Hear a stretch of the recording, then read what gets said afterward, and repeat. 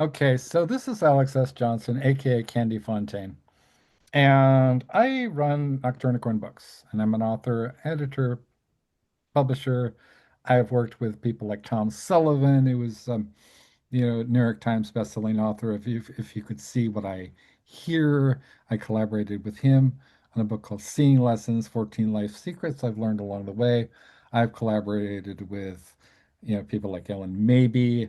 I've worked with Pat Cadigan, and Pat Cadigan, right? I wrote a book called Jason X Death Moon, which was inspired by her novelization of the film Jason X.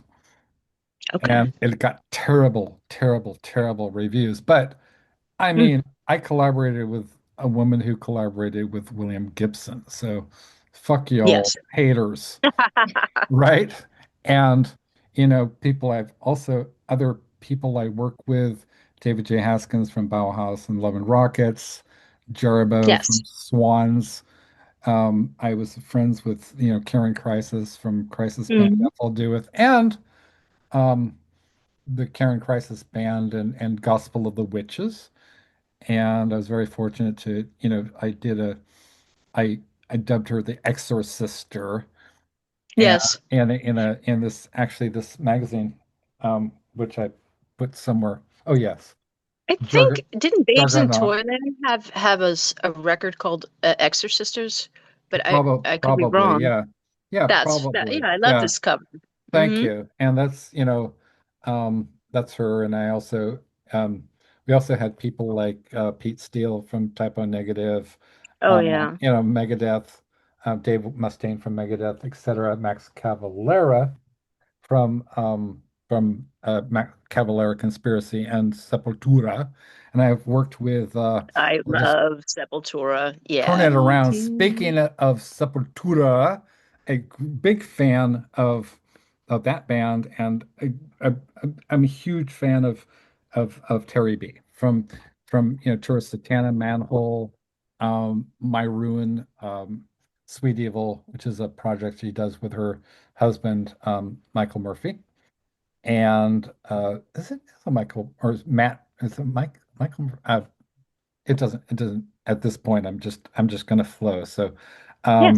yeah, so Mick Murphy. So Mick Murphy.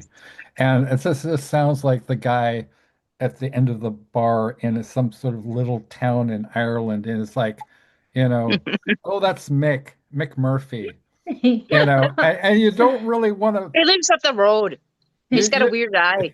he's got a weird eye, and it's sort of like it's slightly protruding. It's sort of like like one of like a Poe character, you know. Yeah, totally. So, oh, speaking of which, okay, so um,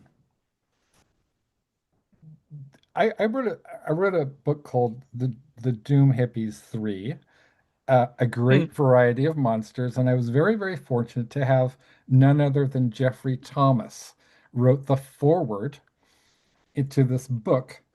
And one of the stories was called, it was a very dark kind of, queer erotic story called The Telltale Heartthrob. And it has to do with this, this gay man who's in a relationship with this, gay porn star, and he winds up. I mean, it's the Telltale Heart, but it's like Yeah. super super gay, Yeah. and All right. that's it. And Yeah. Jeffrey like was unfazed by my weirdness. He, you know what I mean? Good. Like I'm like, Good. okay, so it's Jeff Yeah. Thomas. Who's going to argue with him, right? Mm. Yeah, I mean they could try, but they'd be like, yeah, his fans are like, I don't know, um, you know, uh uh so, Jeff Vandermeer and you know what Yeah. I mean? Like, people like that, right? So anyway, so I can introduce you to, and this is be my form of professionalism, because I'm not a professional, because I don't know, professionalism often seems to be kind of, you know coeval with being an asshole. And Yeah. Heartless. right, and Heartless. Tricia and I have talked about this, like Burroughs would always talk about the Johnsons, right? Like his greatest praise for somebody who like that's a very harmless man. Yes, sir. That one Razor that, Johnson. that one's Yeah, a yeah. real Mhm. Johnson, you know. So Exactly. Get the uh drawl in there. Yes. oh my God. Oh yeah, I just got a email from Stephen L. Shrewsbury. And Stephen L. Shrewsbury and I are writing a book together. Oh, cool. Thank you. Yeah, Very cool. he's Yeah. he's neato. He's so nice. Yeah, Harlan Ellison he was Oh, telling me a story about Harlan Ellison, right? I love Harlan. Yeah, That he's great. He's a crazy man, but he's brilliant. Yeah, I love, yeah, love, love his work. exactly. And there was a guy who was so intimidated by Harlan, who was like he was just a Well, little because he's intimidating. I mean, he I gives know, zero but fucks. Yeah, zero fucks, right? Like, Frank yeah, Sinatra has a cold, right? But yeah. so there was this incident where another author, speculative fiction, horror, science fiction, whatever, actually hired a bodyguard to protect himself from Harlan Ellison, which is just like, That's so funny. have you no Really? self-esteem? That is so Have you no funny. self-esteem, right? Yeah, Just yeah. but anyway, and then Harlan and Steve Shrewsbury were at the same this convention, and Harlan was regaling as he did, right? It was just like, fills the room with his just pint-sized Oh, might, yeah. and he said, and the guy looked like Shrews here. So I'm just gonna do this formally introduce you. Okay, so now for is this a really interesting show because I mean for the kind of cultural wattage that we've had. Yeah, we've had Paul M. Salmon on the show. We've had Peaches Christ on the show. We've had John Palisano on the show.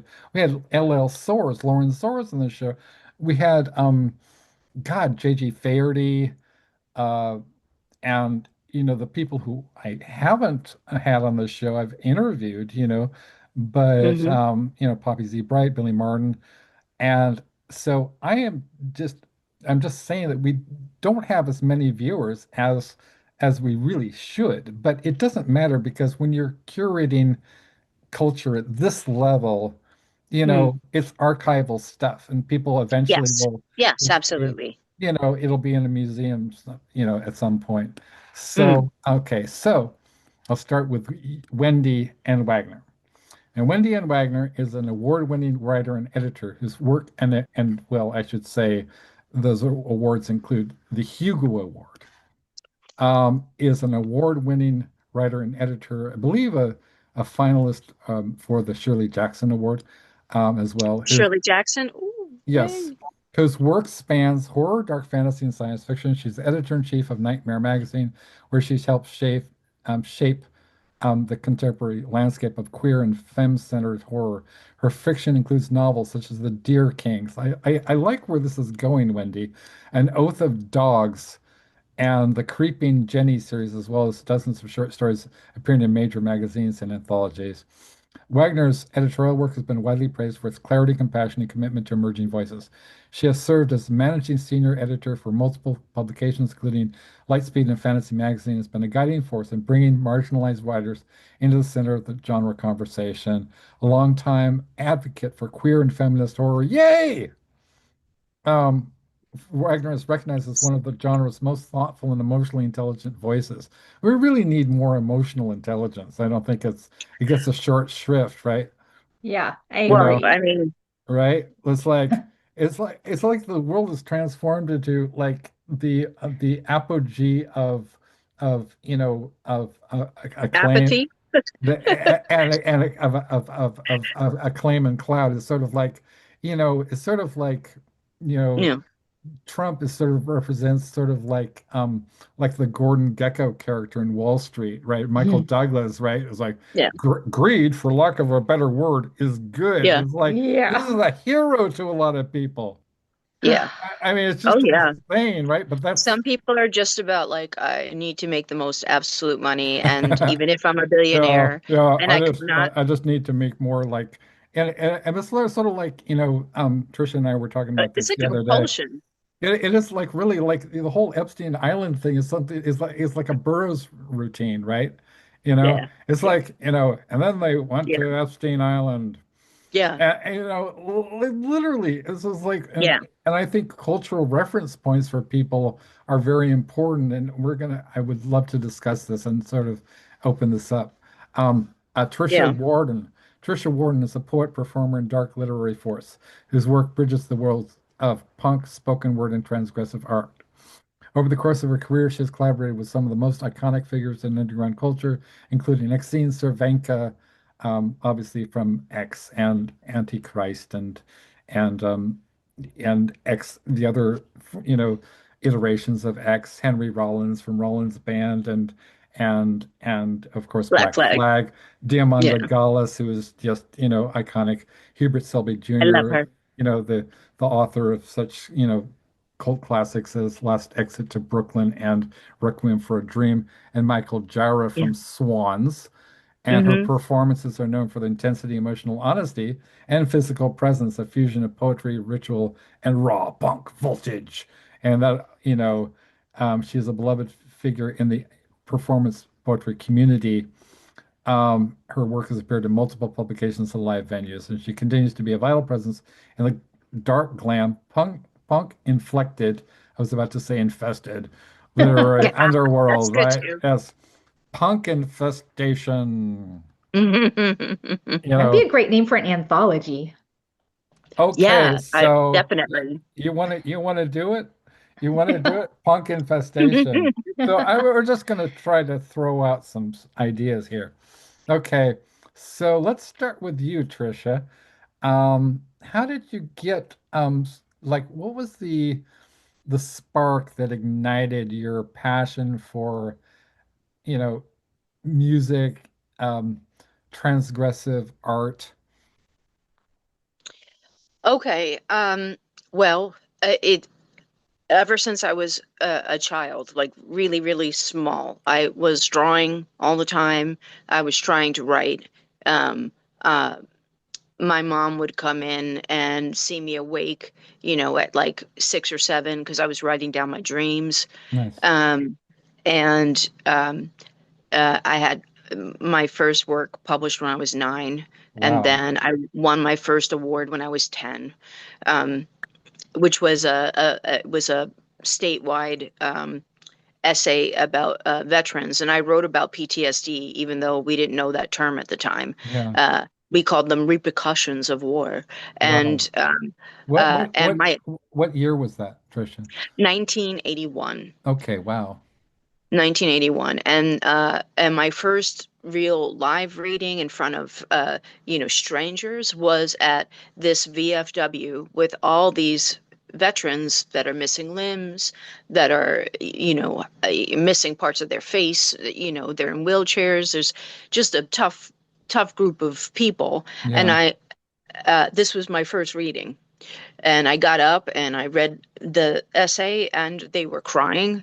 And I was so young. I really, I was kind of in a state of shock, and I was talking to all of them, and they were telling me stories. Uh, it was, and really I was hooked, and they used to take me. I used to perform at colleges when I was in grammar school. They would take me, and I would read my stuff. My mentor then was Toy Derricott, who is, you may know, is an amazing poet and writer, and has she took me under her wing, and she was the first person to say something about that I might be experiencing abuse because of the writing I was giving her. Yeah. And she gave me not that anybody can give you confidence, but I felt secure, and it's the one thing in my life that I feel secure about. And maybe it's because I've been doing it for so long. Um, Right now, I've been writing for about 50 years, which is Nice. crazy, you know. And it just is second nature.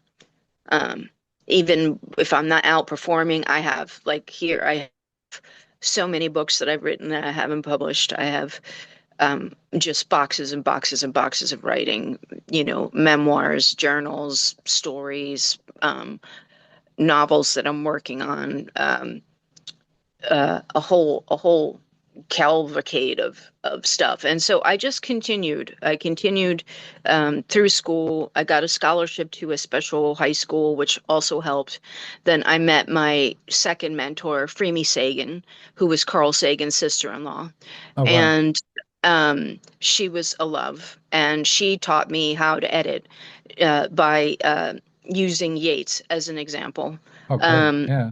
and she was like, okay, I'm going to show you Yeats, and I'm going to show you how Yeats basically killed all his darlings, Right. uh, and that was also a revelation.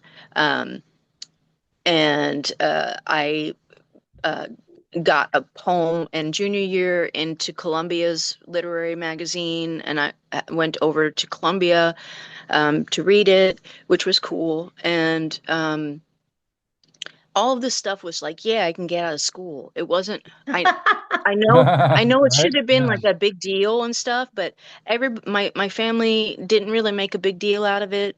They didn't, and so I just was like, this is what I do. Yeah, This is fun, that's so you great know, that you had that encouragement you when know. you were young. Yeah. And And then all, when yeah, go ahead. and when something had to be read in class, like the other kids would be like, "Ooh, let Trish read it. Let her read it." Nice. Yeah. Um, and I always enjoyed doing it. So, Yeah. um, your performance and writing and definitely two different things, but obviously you can't have one without the other. You can't have content and Right. no emotion, and Yes. um yeah, so basically that's how I got started. I Yeah. mean, I n- yeah, I guess I was a prodigy, and yeah, my first book got I had my first book deal when I was 21. That's Um, incredible. yeah, Congratulations. That's it beautiful. Yeah. was crazy. Yeah. Yeah. Um, and funny because when Henry called me, Yeah. um, I, I had met his illustrator, P. Cunis. He lived in Yeah. the same town as me, and there may be cat walkings, just so you know. I have my cat Oh, Magrathea right here. Oh, oh, I Hi, can see the Mag. ears. Can oh, you see her little ear? This yeah. Cute. is Yeah. Yeah. Yeah. Yeah. Oh, when I remember he called, and he called my roommate's phone because I didn't even have a phone at that point. I had just been homeless for a few years, and this was like the first room of my own from since I was I guess 16. And yeah, it was a big deal. Um, Rope me in. Where the hell am I? Am I going everywhere? I have Maggie walking on me. Um, uh, what was I? Somebody help me. yeah. Give me a line. Yeah. Sometimes I lose Okay. linear. You're right. So you were talking about your mentors and you're being a child prodigy, Yes. essentially. Yeah. Yeah. Yeah. Yeah. So yeah, basically that just I went to NYU and continued. I got published in their magazine. I won without knowing. I won Best Poet of New York. Wow. Um, in the Free Press magazine, which is what everybody could just pick a free press up, like The Nice. Voice. Right. And I had submitted, and the whole back of each issue had a different poet from a different month. And Nice. so, out of all the poets who had been published, they picked me that year. And it was New Year's Eve. And my friend picked up a copy and she was like, "Oh, you got voted best poet." And I was like, "Yeah." Right. Yeah. Yeah. Get That's out. Like I cool. wrote the Who, like, Yeah. Right. the Yeah. Lollipop Guild, like what? Yeah, Lollipop. Yeah. Uh, Lollipop. I and love she that. showed me, Yeah. and I was like, "Holy crap!" And I don't know about you, Wendy, and or you, Alex, but I don't know if you've ever been published without permission. I've had Yes, that happen to me yes, before. as a matter of fact, Um, several uh, times. Yeah. yeah, and which, You know what happened? So like so just as long as I'm thinking about it. So in 1995 I did an interview with Poppy Z. Bright, now William Joseph Martin, and he was at the this is the second time that I met Billy in person. At this is the World Horror um, uh, Convention in Atlanta, Georgia, and so they basically had the entire um, floor sealed. mm, You know, you had to have to be let in or whatever, because Poppy was like a rock star basically oh hell yeah, on yeah, tour, you know what I mean? yeah, And Caitlin was next door, right? And hmm, so I just actually I'd been corresponding with Poppy Billy for since 1994, very and cool. and thank you. And we did a number of phone conversations, we talked about burrows a lot, right? And and I think I was like I I I felt sort of it was okay, that sometimes I was high. I mean, sometimes I was stoned, Yeah, and it was yeah, like it's Billy, right? It's Billy Martin, you know. Billy was yeah. I'm sure he had to talk you to Buke drunk. you know what I Yeah, mean? So when I you deal did with so artists. Yeah. and I just figured it was par for the course. I mean, nobody has written about alcohol so lovingly as As Bukowski. as Yeah. as because but also by Billy Martin, and Oh so yeah.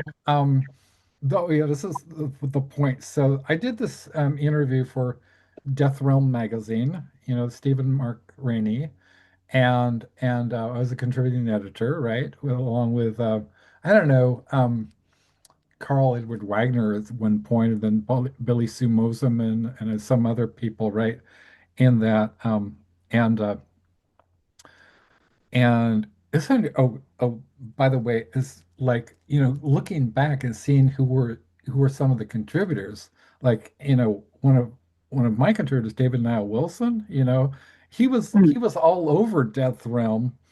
And he actually approached me, friend requested me on Facebook like a month ago, and he's like, I want to be part of what you're doing. It looks like fun. I was like, oh, Yeah. oh, Nice. Yeah. nice, right?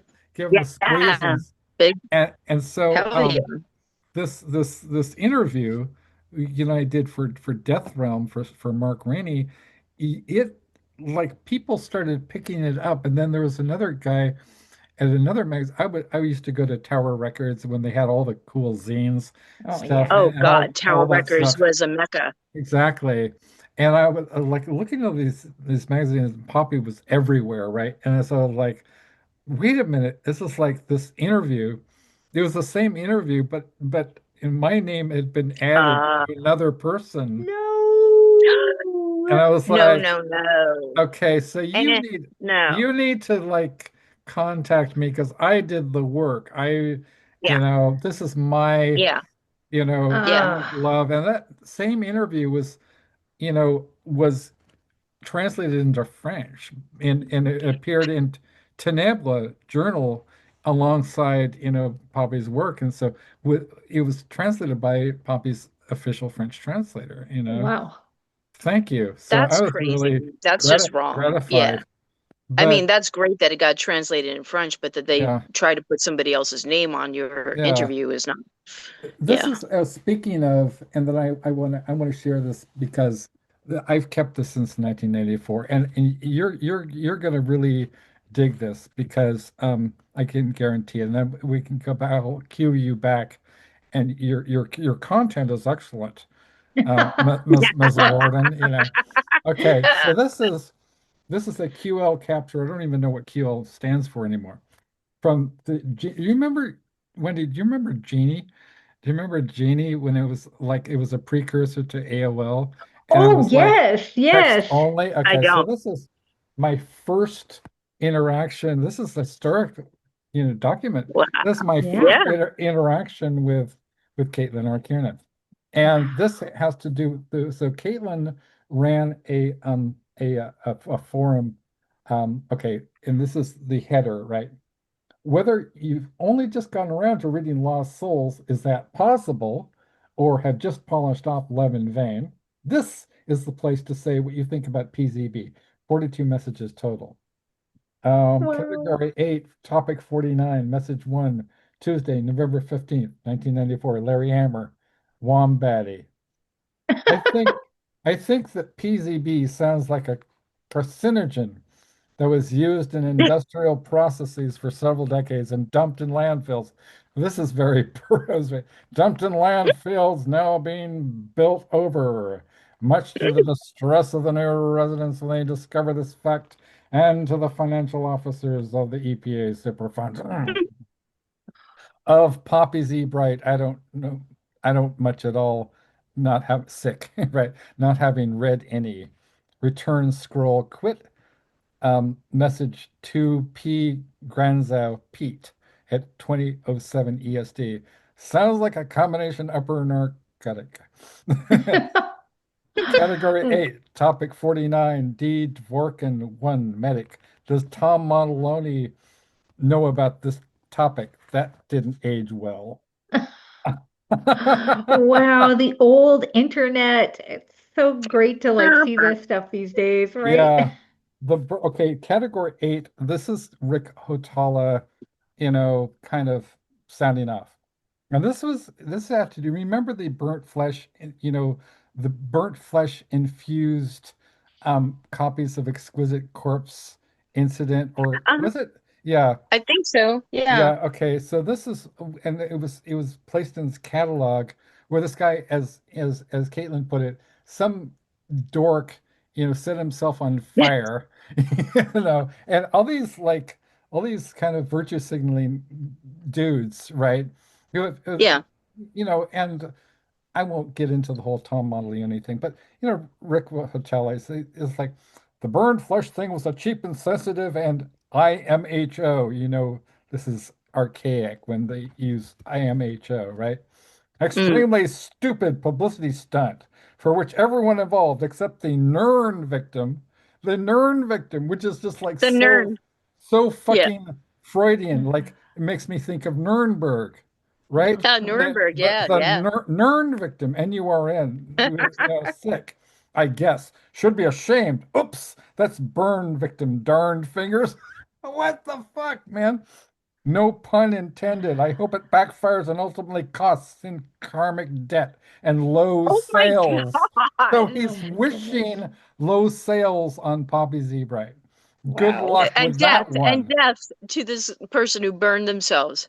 Right. Oh. Of course, That's wow. of course, the media swarmed on this like flies on SH ampersand or pound sign T. And severs, severs, I think he meant serves, to feed a mass audience's view that all horror writers are twisted, perverse, return, scroll, quit, insensitive, ghoulish, and turned on by human suffering, not servers. My Freud, and he misspells Freudian. Isn't My that the Republican Party? Like my he's Fred, talking about, not horror writers. my Fred UIAN slip is showing. Oh my God! So he did a Freudian slip on a Freudian slip. And I'll learn to type Freudian someday too. Sorry for the typos, but this subject gets me a little heated, pun intended, I guess. So, oh my God. So he weaponizes the dark humor that he's accusing Poppy Z. Bright of, Yeah. weaponizing against the Nern victim, who is actually like this, mentally ill kind of, Republican asshole, you know. Yeah. Um, uh, okay.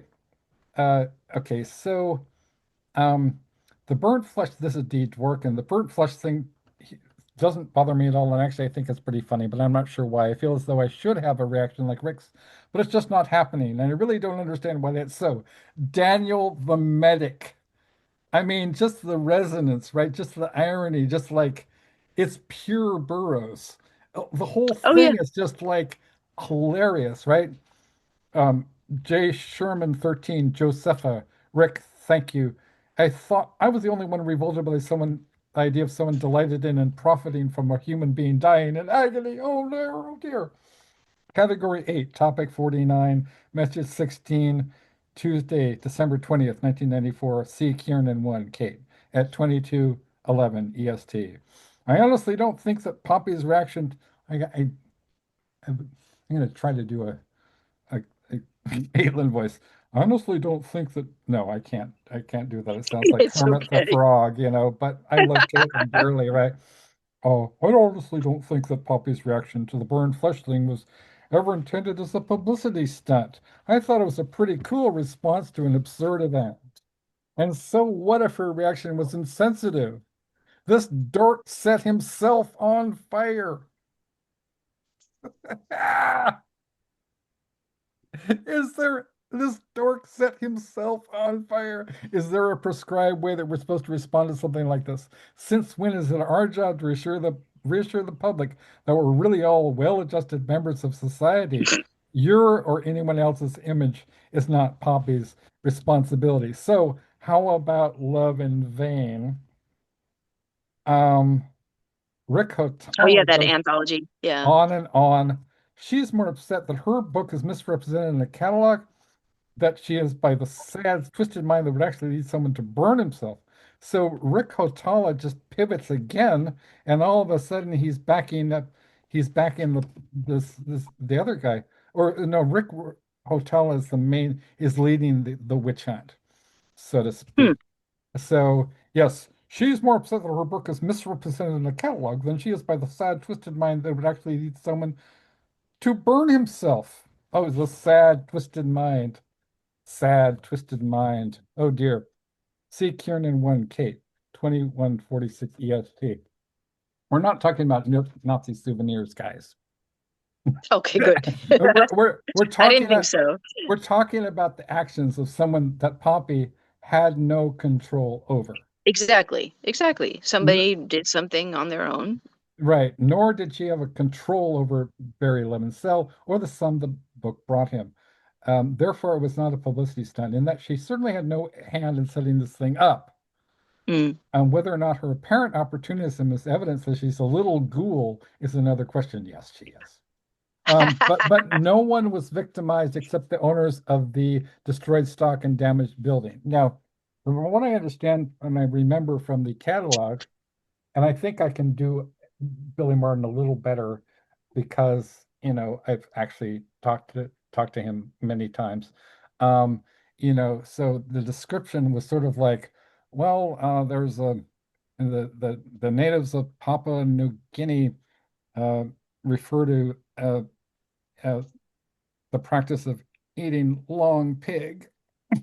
Oh, cannibalism. Yeah. Yes. So Mhm. anyway, so that was this. I hope you don't mind I shared at length because that's like insane. And what's happened in the last few years with horror or dark fiction or whatever, we've had a merciless return, but it's from the extreme left, and I don't know how people feel about that. But there's like people who were virtue signaling and even against me and the people accusing me and Caitlin of not only like transphobia but actually being white What? white nationalists. What? And so yeah, this is a campaign that started on Twitter. That's so bizarre. It's so Um, bizarre, but some people really have their heads up their ass. well, yeah. It's like People believe anything, it's really. like, have you read her? Have you Yeah. read her work? Yeah. You'll have a Hmm. very, very different understanding. This woman is talking about, you know, well, also the perspective of being transgender, and being, Hmm. Yeah. trans femme, lesbian, and kind of somebody who's I think of more as a mythical sea beast. Hmm. Yeah, so anyway, so going back to you, Tricia, so I'd like to hear about some of your, I know we've talked about, um, some of our mutual influences. I would like to talk about the film Meet the Feebles by Peter Jackson. It's a very early, it's a cult classic, and Yes, it with is like puppets. it's like basically it's the Muppet Show with puppets, and it's got so many Easter eggs, and it's just can we talk about like the So sodomy funny. song? I mean, let's like Oh, it's just a pure joy, really. pure joy. It's like a crazy fever dream. Yeah, There's puppets shooting up and having yeah, sex, and and it's obviously a parody of the Muppets, but right, as the Muppets, like behind the scenes, like when right, they're exactly. just themselves Yeah, and have their own autonomy. Loved it, loved it. And saw it in the theater, had no idea what to expect, only I was just a big Peter Jackson fan already, because of his like Evil Dead, which we were talking about, yeah, yeah, yeah, and yeah, yeah. all of those Well, all actually, of those. that's Sam Raimi, but Oh Yes. wait, sorry, but Dead Brain Alive. dead. Dead Dead Alive. alive. yeah, Yeah. Dead Dead Alive Alive, and yeah. Brain Dead, because there was another film here called Brain Dead with Bug Cord, who just died, so Right. Yeah, bless his soul. But right. There was which is an also a good movie too. exactly. I mean, there was a number Yeah. of films that came out at the almost like you had so you had like Stephen King's Maximum Overdrive, yeah, and then the next year you Hmm. had like the bumper crop. It was like 1987. You had Hellraiser dropped, and that Oh just like yeah. fried people's minds. You had Yeah. the I Crow. was hooked. No pun. 1994, right? And and then you had Reanimator. Oh my Yes, God, Reanimator 2. Yeah. Reanimator Oh, 2. Did you see the all the Lovecraft like stuff. Yeah. Bride of Reanimator, and then like Super good. Yeah. and then like Reanimator goes to Spain or something. There was a whole That series. I have Like not seen. Well, Ah, I mean, it's not Reanimator. It was made in Spain, and it was like at the end credits okay. of the last movie. I swear to God, there's this like a battle between a disembodied cock and an ear or something. It's just like what? It's Absurd. like Yeah.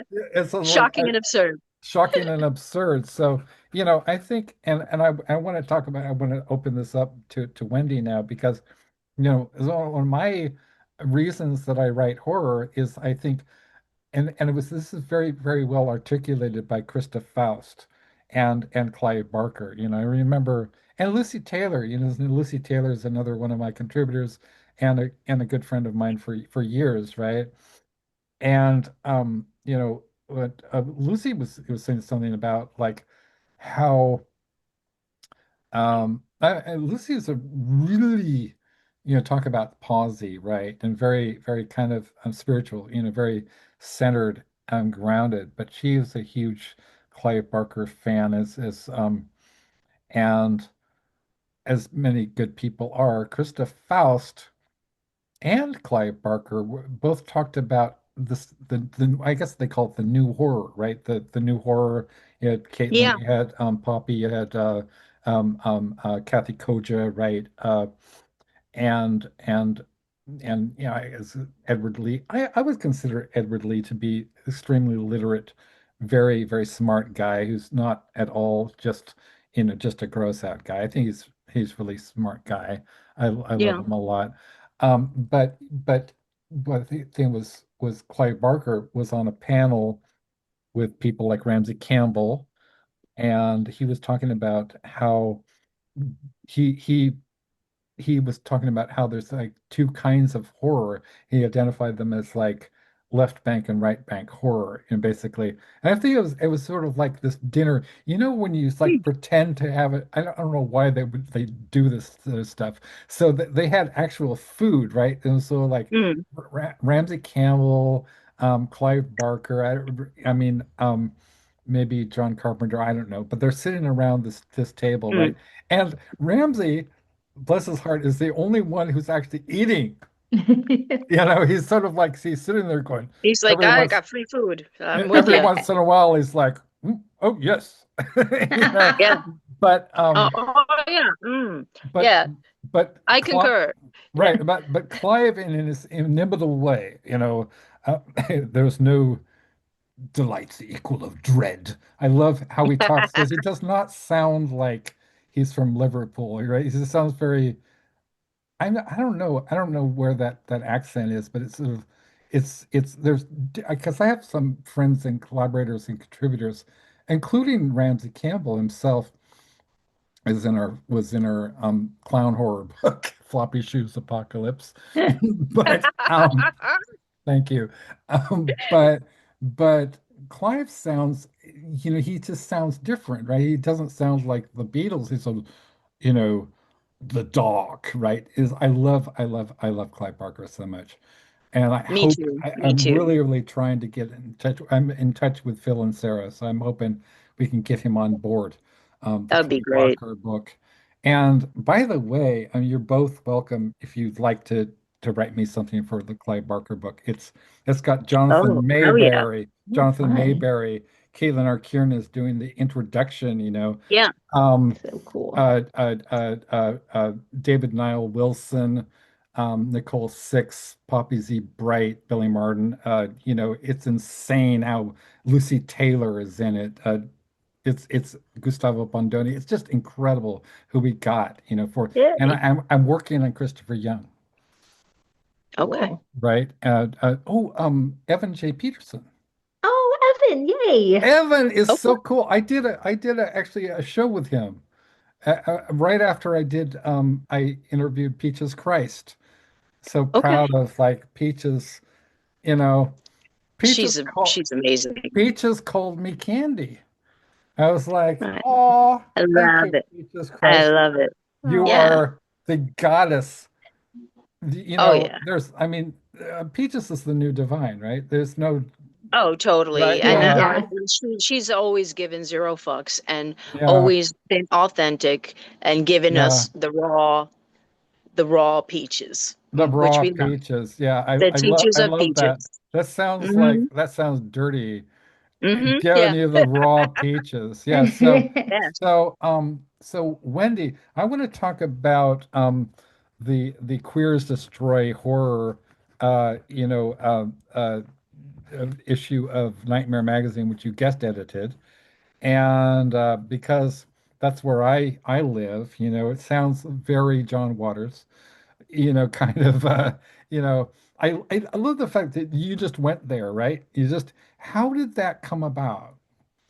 Well, so the publishing company that owns Nightmare and Fantasy, and well, they don't own Fantasy anymore, but they did own Fantasy for a little while, and Lightspeed magazines, Yeah.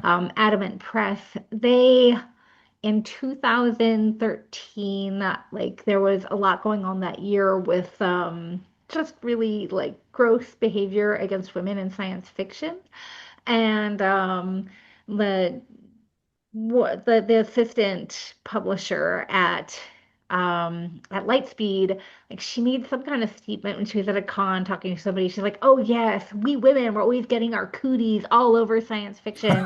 We're just destroying That's hilarious. sci-fi." Yeah. And everybody was Yeah, like, you might "Okay, catch a vagina. yeah, Yeah. you Yeah. wouldn't want that. Jeez, Louise." And so like people just loved it. And so they were like, you know what, let's go ahead and do this like women destroy science fiction Yeah. special issue thing. And we did this big Kickstarter campaign for it, and it raised like way more money than anybody Nice. expected. So we're like, no, that was when I first started, working for the company. And we were like, wow, we have all this money. Why don't we like expand, and we're gonna do like women destroy horror and women destroy fantasy. It'll be really Right. cool.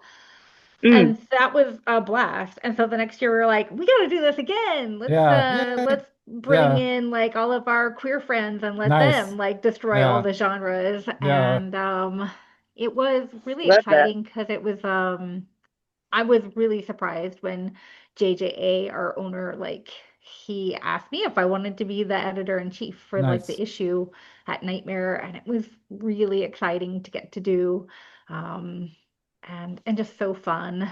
And yeah, so we reprinted a bunch of stuff, including just this amazing story by Caitlin. Um, Which one by Kate? what is the name of that story? I cannot think of it off the top of my head. It is it is one of those stories that when you read it, you just at the end you've come out all over in goosebumps. Nice. It's got this just a really strong, weird vibe. It's this person living alone in an apartment, hearing weird sounds and things like that. And it just a very unsettling piece. Kate gave us permission to reprint Rats Live on No Evil Star That's the in one that I yeah, reprinted. Yes. yes. It's a Yeah. great story. I recognize that immediately. Yeah, that is just like very M.R. James, just Yeah. just Yeah, yeah, that same kind of vibe that MR James has, but with yeah, this like completely modern and yeah, just a really queer feel to it. So yeah, that was a great story to get to reprint, and it was so exciting. yeah, The other big fun thing that we did is, you know, I there's a number of short stories by Chuck Palahniuk that I thought would be like so cool, and I was like just yeah. sort of riffing about that, and Mhm. John, our owner, he was like, well, you know what? Let's reach out and see if it's a long shot, but maybe he'll let us reprint something. And he Right. replied back, no way, I'm gonna write a story for that. So Oh, we were just fuck. like, what? You want to write a short story for us? Oh, no That's way. amazing. Yeah. So it That's was really fun to wonderful. work Amazing. with Yeah, Chuck. that's really great. And his piece is Congratulations just on like that, bonkers. It Wendy. was so Yeah. fun. Yeah. So yeah, and it was great. We had poetry and flash fiction, and it was just really fun, like getting to work with our community more. And Yeah. Yeah. yeah, so I loved it. It was just a great experience. Yeah. Yeah, it is truly wonderful. And you're talking about community and Tricia and I have been, we've talked extensively on the phone and all this stuff. And how you know there's something I don't know if something because some neurodivergents or neurospices as I like to call them are total dicks, and it just depends on you know I don't believe in the spectrum or whatever. I think that neurodivergent people are just people, and we need to stop labeling ourselves. I mean, it is essential that we represent. Yes. It's essentially we represent, but I think a lot of neurodivergents have internalized a lot of, negative stereotypes about ourselves. And when we embrace ourselves and say, hey, let's not even talk about having superpowers as though we had to have some sort of compensation for being essentially defective, right? Right. We Yeah. are not, I mean, it's human potential and Mm. not to, you know what I'm saying? Like we represent, like with queer, families and identities, and where we represent the hell out of that, and we destroy. It sounds like a John Waters line in the Burroughs movie. He says, the whole point of art is to like ruin things.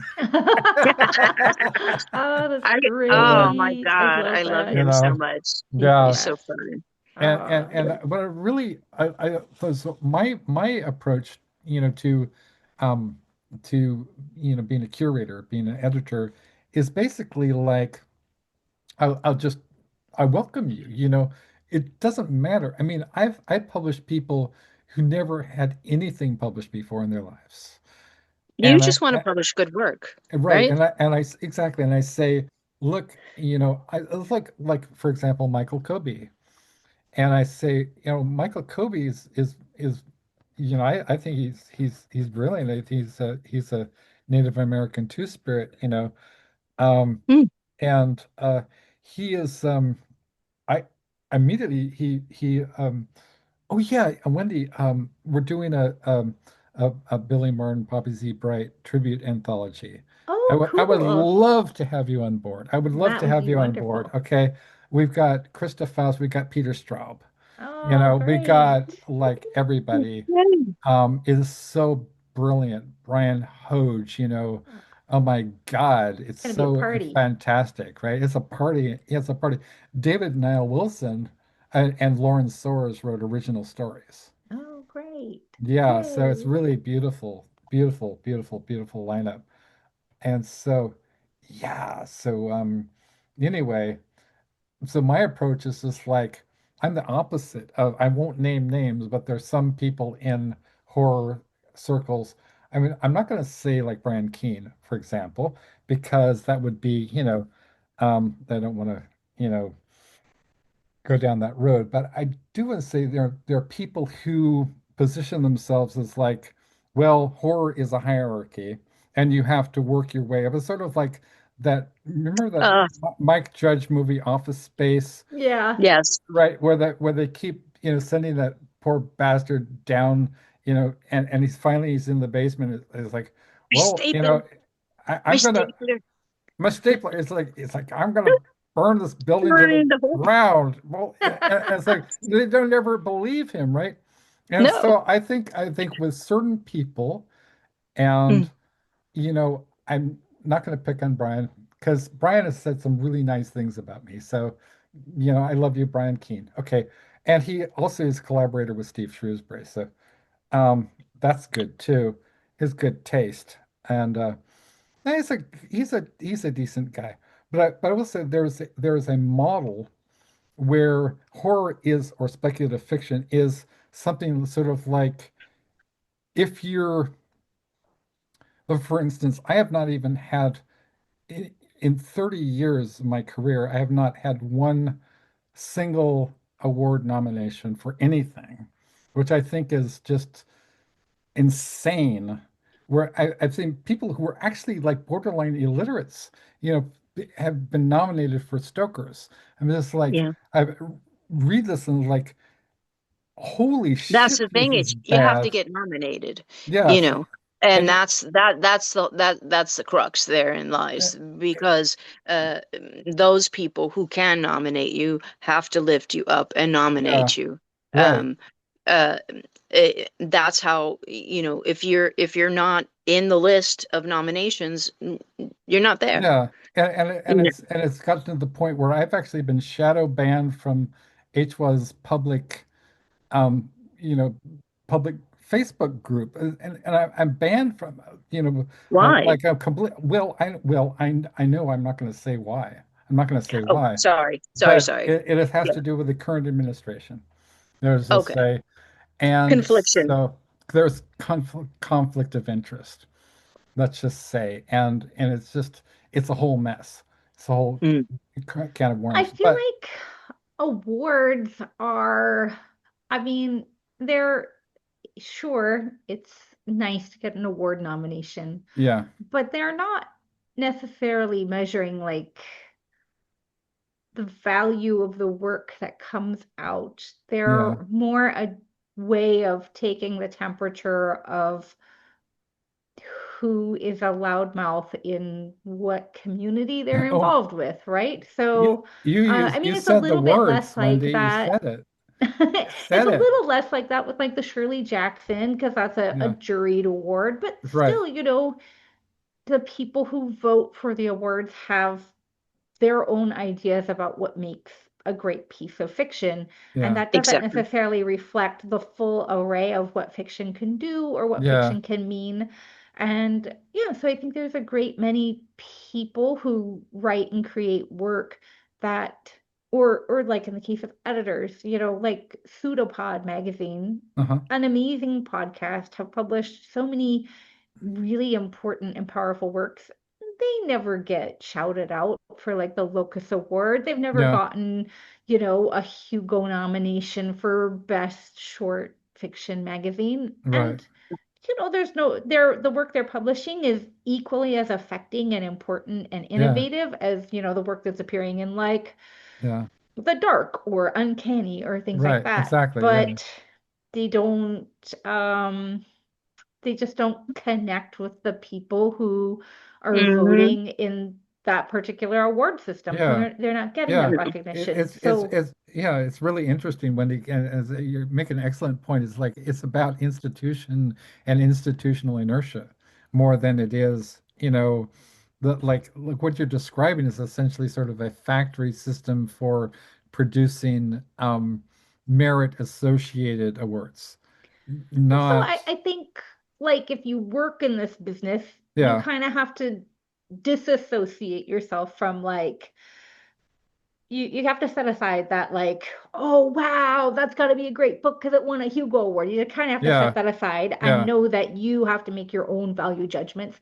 And it's extra important that when you do like read something that like really speaks to you, you really got to reach out to the author because they might never get any other kind of recognition except for like Yes. that, $25 they made publishing that poem or Oh, yeah. whatever. right, exactly, you yeah, it's so important to just like fire off that email to like their website and say, you know what? I love that story. That weird thing you Yeah. did, it was so important to me because like that Yeah, saves that writers' would lives. You got to do yeah, that. that means more than getting an award sometimes, you know, because it's coming from a place of honesty, and that they're so compelled by the work that they've read of yours that they're taking their time they're taking their out time.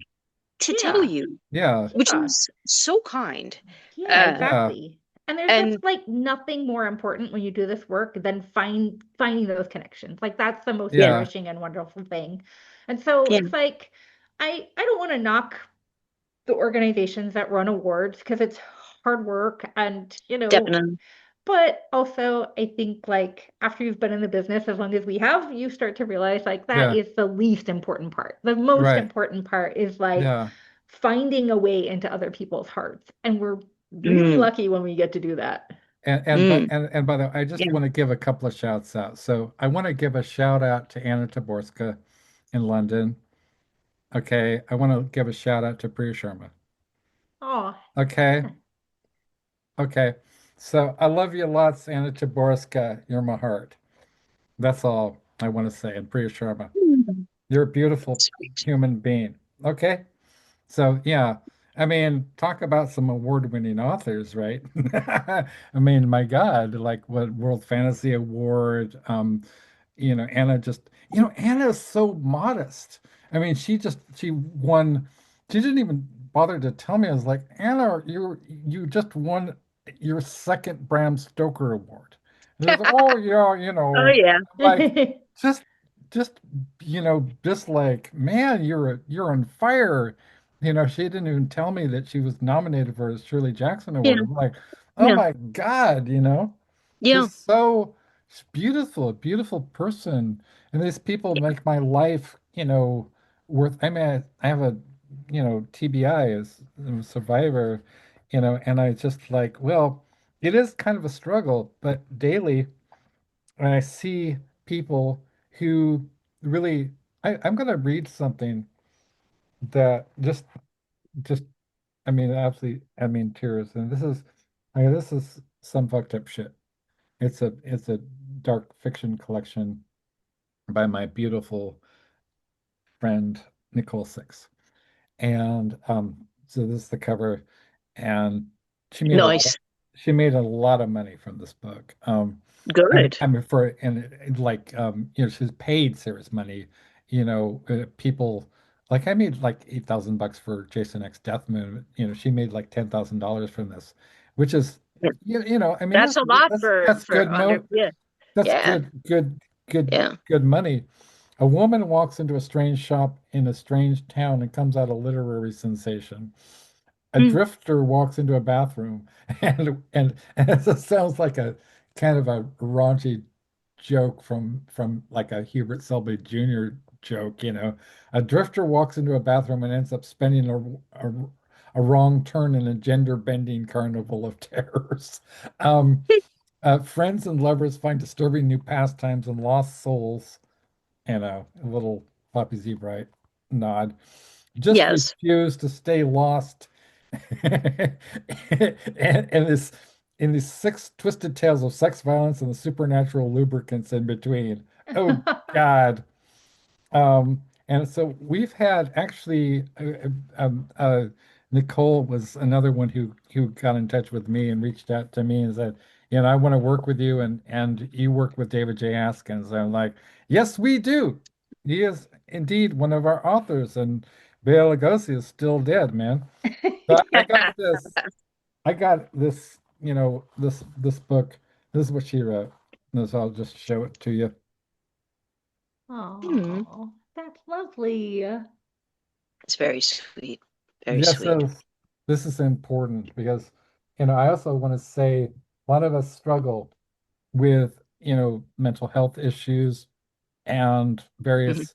I know, and various challenges that nobody knows about. I mean, I know that like Ellen maybe, you know, is has problems and challenges. She's never she's never even talked about them. And she's once she she asked Yeah. she did like a crowdfunding campaign for her and her mom, but that was it. She's never complained. I've known the woman more than a decade, and she's never complained Mm. about anything. Shout out to Ellen Maybe. I love you lots. Okay. Uh, Um, Absolutely. so, kind of, and we've talked about like there's this a lot of studies, a lot of research about, you know, queer people and the sort of the wiring of neurospiciness, I guess. And, some of our authors, we have like Lasara Firefox Allen, who did Sexy Mm. Witch and just came out with Gender Queer Menopause, which I blurped. And, Yeah, I'm getting a hot flash. That's very right, funny. yeah, right. And that's ha ha ha, yeah, right. And it's like, You said menopause, and I'm already getting a hot flash. Yeah. Okay. and and yeah, that's hilarious. And they wrote a piece for my it was originally I was going to do a Madonna tribute anthology, but it turned into Om Mahakali to the goddess. And Mm. so then, so Lasara wrote something for that. And then we have Carmela Voyas in Scotland who does the Star Blood anthology, and she's written us two original pieces, and she calls herself my support animal, right? And Sweet. Lyric Lark Sweet. Rivera, aka Neurodivergent Rebel, right, is another one of us. And Emily Frank, who's the publisher and editor of Sacred Beverage Press, and Jen Steckel, who is, I mean, it's not so much being neurodivergent. It's being emotionally intelligent. And I think like Mm. Jan, who's a Harvard, Radcliffe, and Oxford, alumnus in English literature, has a medical degree from Yale University and won the Lambda Literary Award. And is one of my Mm. best buddies, is very emotionally intelligent. And I want to talk Mm. about emotional intelligence and why it is not valued in this culture. I don't know. When do you want to go first? Well, I mean, like, just think about being a kid, right? What's the first thing? Like, they send you to school and they teach you to sit in a chair and not listen to your body and not Mm-mm. get upset and just dial it all back and just, kind of look like the perfect little school automaton. And so, from like our earliest ages, like we're taught not to show or feel things and to Yeah. distrust our feelings. And Especially we things just that are get, not normal, right? yeah, They're not normal. exactly. And I think like that continues on and gets, like we have these like images of what is, like you mentioned earlier, like what it means to be a professional and like in the workplace, the people who are rewarded the most are the people who only show this like perfect, Mm. unruffleable exterior. And those Yeah. people don't necessarily know what to do with their emotions any better than somebody that's like has a little breakdown at their desk and is crying, these mm, people just look good on the outside, and we mm, reward that over and over again. And so mm, I feel like we have a society where many of the most successful people are, yeah, they have no emotional intelligence. They value looking and acting like robots. And I think this whole process is profoundly wounding to like the human animal. So, mm, hurt people. So, like, you have these mm. damaged emotional idiots running around being in charge and valuing money more than self-expression or understanding. And Yeah. they now we have a society that is speeding up faster and faster to expedite like the roboticness of the human condition and transforming art, instead of wanting art, wanting content and monetizing Hmm. anything it can because they don't value, understand, they can't measure anything emotional or communicative. Yeah. Yeah, I mean, It's it's like sort there. of like I'm sorry. I'm sorry, it's like the Patrick Batemanization of society, Yeah. Yeah, yeah. But I think for us as artists in any genre, we Yeah, have to have that emotional intelligence. We have to have empathy. Um, we have to be able to put ourselves in other people's shoes, other people's skins, um, in order. And I think if you're writing not from a place of where you're giving everything, your heart and your brain, and you're trying to communicate and reach out to whoever might listen, like whatever neuron might decide to pick up the another neuron and meet, um, uh, and I think that for people who aren't artists, the whole thing about being emotional, or like you said, like in the office world, that would be, oh, no, no, no. Like, you don't show your emotion, you don't show its weakness. Kindness is weakness, empathy is weakness. Um, and they're all superpowers, as we know, and we need them in order to maintain some sort of societal coherence. Um, Otherwise, everything just goes to shit like it is now, where it's Right. like apathy. People don't care. Like, well, it wasn't my daughter, or it wasn't my son. Uh, uh, why should I care? And it's like, well, we're all each other's daughters and sons. We're yeah, all just we're one, and we're many.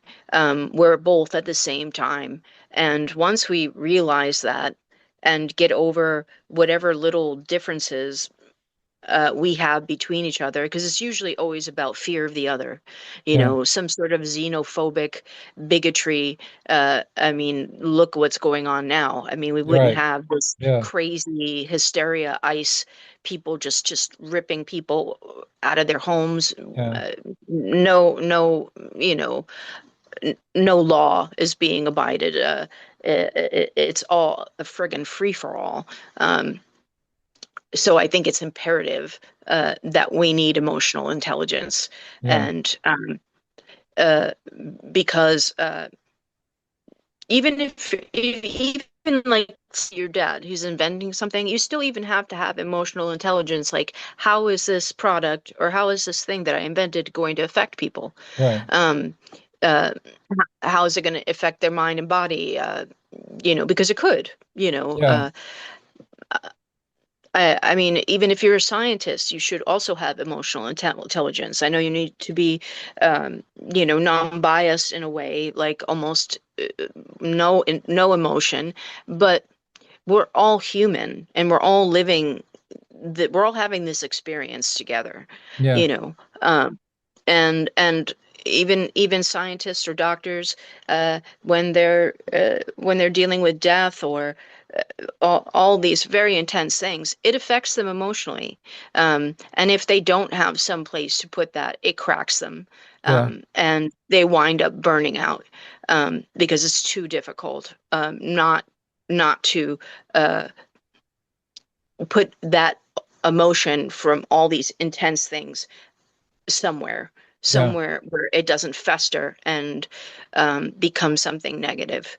Yeah. Um, Well, also like, other species, because like this is something more and more and more I feel really that, and I don't think this is strange to say so much, but now that other species have been trying to communicate with us for a long time, and we talk yeah. about aliens from outer space, like, what about your neighborhood, you know, we Yep. had a Lahore pigeon arrive and imperiously and just kind of showed up in our backyard. And this pigeon was sort of like the prince, just like had an attitude problem. Got in accidentally, He was was an alpha drank. pigeon.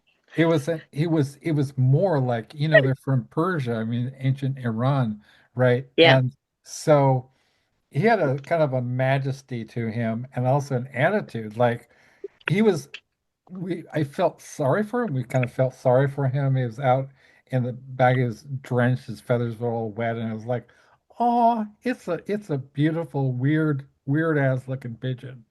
I mean, they've Hmm. got like feathers on their talons. That's how weird looking they are, but I'm gonna gorgeous, have to check that out. but weird. Yeah.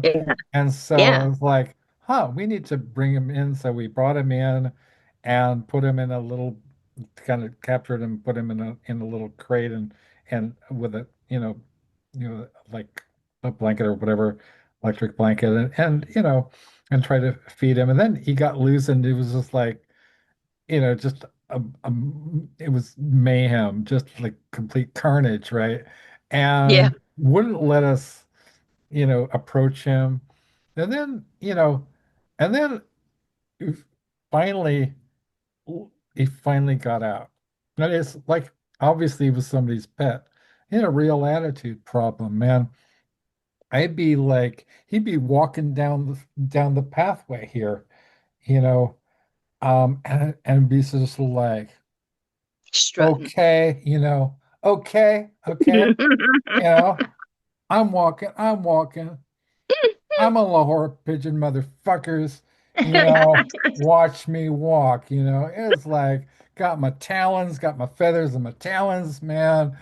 And I felt sort of like, do I, you know, deserve to be in his company? Can I match his, his Yes.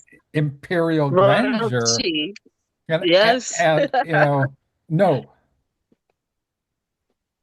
And then one day he just left. It's like, thanks a lot. Just, you know, He was like, I'm done with you all. I'm Thank you. done. I'm Bye. done with it all. Like he had an attitude. But this is sort of apropos of nothing, because okay, I want to give a shout out to Terry B. Murphy, wherever you are now. Um, because like I talk about good people, emotionally sound and intelligent people. Terry B. Murphy, Mm. if you don't know where Terry B. Murphy came from, she came from LA. She had her first recording on Comptown Records. It's Easy E, right? It was this boutique label obviously from Hmm. NWA. It was called The Power of a Woman. It's produced by Hmm. Easy E, right? And That's just surprising. like go and listen to some Terry B, man. So she really evolved. There was even like like she's somebody who is actually, like culturally literate, reads Shakespeare, reads Dante, has a lot of references to, classic literature in her work. Um, and so is also a witch and an Italian witch to boot, much like Karen Crisis, right? In fact, okay, Yes. so this cover, I'll show you this cover, Teresa Tana, Terry B. And this was done by the the the Hmm. the Beautiful. people the people. Thank you. That was done by Amelia G. and Forrest Black from Blue Blood magazine. Okay. And I actually helped design the cover. So what That's a happened, fantastic cover. Yeah. thank you. What happened was that Terry B, when I met Terry B in was it 1998 or so, and at this cafe in West Hollywood. And she was like, "Oh my God, you're Alex S. Johnson." I'm like, "What? You're Terry B. Murphy?" She's like, "Yeah, man, I love your work. You did that, cover with Karen Crisis. I got it on my wall." I'm like, "Holy shit, you're Terry B. Murphy?" Cool. Yeah. And a couple of years later, I was out at this. I'm like the guy in Wayne's World 2, it's like, and I turned around the corner and there was Ozzy, I feel like that guy. So yeah, there I was. I just interviewed, the band Jack Off Jill, and it was a concert. It was like Switchblade Symphony, Jack Off Jill. I was like, these amazing goth industrial bands, right? Back from the day. And so I sort of, after interviewing, I think they had like Madonna Wayne Gacy from, or no, so their guitarist had recently been fired by Marilyn Manson from Marilyn Manson's band. And um, so anyway, this is long story short. So I finished my interview with Jack Off Jill, and then I go, backstage. I'm wandering around backstage. I see Tina Root from Switchblade Symphony because we'd done a huge interview with her and Sarah, was it Susan Wallace from Switchblade, and it's like, "Hey, are you, Tina Rouge?" She's like, "Yeah," and it's like, "Yeah, I'm Alex S. Johnson." It's like, "Oh," I'm like, "Oh, wow." So I mean, my heart sank. I was like, "Did I do something wrong?" I was just like, "Oh." And she's like, Mm, "Yeah, that article was really long." And it's like, "Oh my God." No, okay. she sort of sounds like a a goth, like a goth Valley girl. It's like, "Oh my God, that article was so long." And I was like, "Yeah, we gave you a lot of ink. We did a Yeah. major feature on Well, you, people want to have a long interview you or know." long article. Yeah, they're But featured. she sounded like I killed her dog. It's like, "Oh, right." I was like, "Oh," and I felt so bad because I'm very emotional and my heart sank, and I was just Mhm. like, I made up some excuse. I said, "Well, I just wanted to meet you." And it's really I'm very psychosomatic. My whole body kind of, you know, turns into goo, "Oh," and then I hear this like, "Hey, Alex, turn around." And it's like, "Come get some motherfucker. It's fucking Terry B. Murphy." She's like, it's just like this. And I'm like, "Yeah." And she's like, "Yeah." So, people who are, and she's done some incredible stuff about Trump. Check out her, just Google Yeah, we'll check her YouTube, out. Yeah, Terry, definitely. Terry B. I mean, she's done some incredible stuff. It's political commentary as much as it is rock and roll. And it's Nice. amazing rock and roll. So anyway, shout out to Terry B, wherever you are. And she's also a witch. She's also a goth. She's incredibly interesting innovator Mm, who's not as well known in the United States as she is in England for some reason. So yeah. I just like, Well, yeah, Europe tends to embrace us more yeah, as artists, and they take yeah, art uh, much more seriously than Americans do. Uh, you could ask some Americans, like, why do we even need museums? Have you ever been to one? Have right, you ever sat? exactly. Have you ever been punched in the heart by a painting? Like, Right, yeah. you, I remember the first time seeing Joe Coleman's work Oh, yeah, right. and it looked seriously like it was breathing on the wall. Uh, and I was hooked. You know, I just met, yeah. love his work. I've met him a couple of times, but only briefly. And he was totally very sweet, very kind. I'm looking because I was actually in a magazine with him, but Mm, a Carbon 14, but it was like I can't find it. But anyway, yeah, yeah, he did this yeah, big retrospective about over 10 years ago on in New York, and I had gone and stood in line, had him sign some things for me, and he's just a doll. He really is just really nice. And if you start talking about stuff that he's interested in and you're interested in, and like I love medical anomalies and Yeah. um, you know the things that supposedly go wrong, the offshoots of evolution that shouldn't be, or there's something else. Yeah. All that has fascinated me, Yeah. and Me so too. Me too. Yeah. yeah, and Yeah. so just being able to talk about that with someone else and having those, yeah, it's like meeting of the minds. Exactly. Um, Exactly. yeah, And that immediately makes me think of Poppy's story, his mouthful taste of wormwood, where you got these like jaded athletes. Obviously it was kind of, sort of an homage to Lovecraft, right? And they're sort of yeah, surrounded, they've got this whole museum of like morbid shit, right? And yeah. I'm really into that stuff. I mean, I'm not like, oh, conjoined, fetal twins or whatever, skeletons or whatever. But there is something to say about that, Oh no, there really is. Like, morbidity. I mean, like I wrote a number of pieces for Lauren Rhodes, morbid curiosity, and people like Lorelei Shannon wrote for them, and Brian Keene, had stuff with them. So I think Nancy Kilpatrick, the late great Nancy Kilpatrick, rest in mm, peace. Yeah, yes, so you know, so like evolutionary offshoots that just didn't quite, work out, right? I, yeah, yeah, I mean, yeah, I remember like going to the Smithsonian Institute and then the Museum of Natural History in Washington, D.C., and looking at the fossil record, and this was like shit that just did not work out, you know?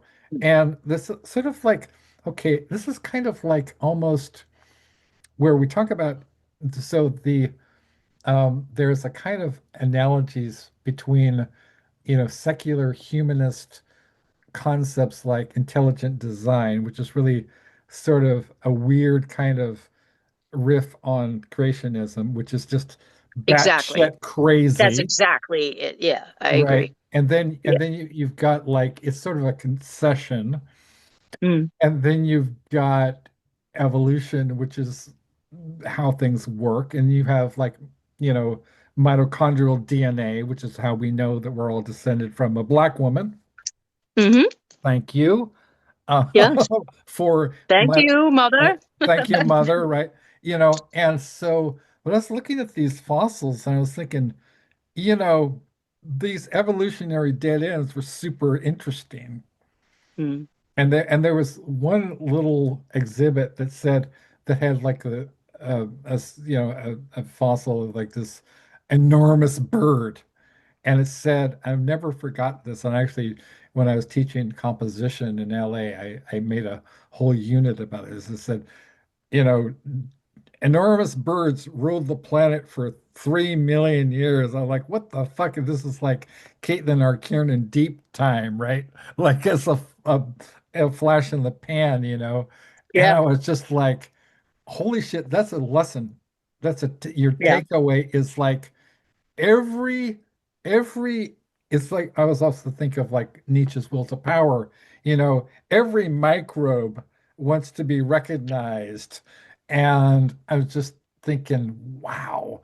So Mm, everybody gets their chance. Everybody gets their hmm. chance. And it's sort of like if you haven't prepared for it, you just don't have the whatever the tools, Yeah. then you're not you're kind of waste your opportunity. And Oh, yeah. birds birds with and then you have things like the what's that period, Wendy or Tricia, do you remember, there was a whole lot of lengthy period in early prehistory where, worms.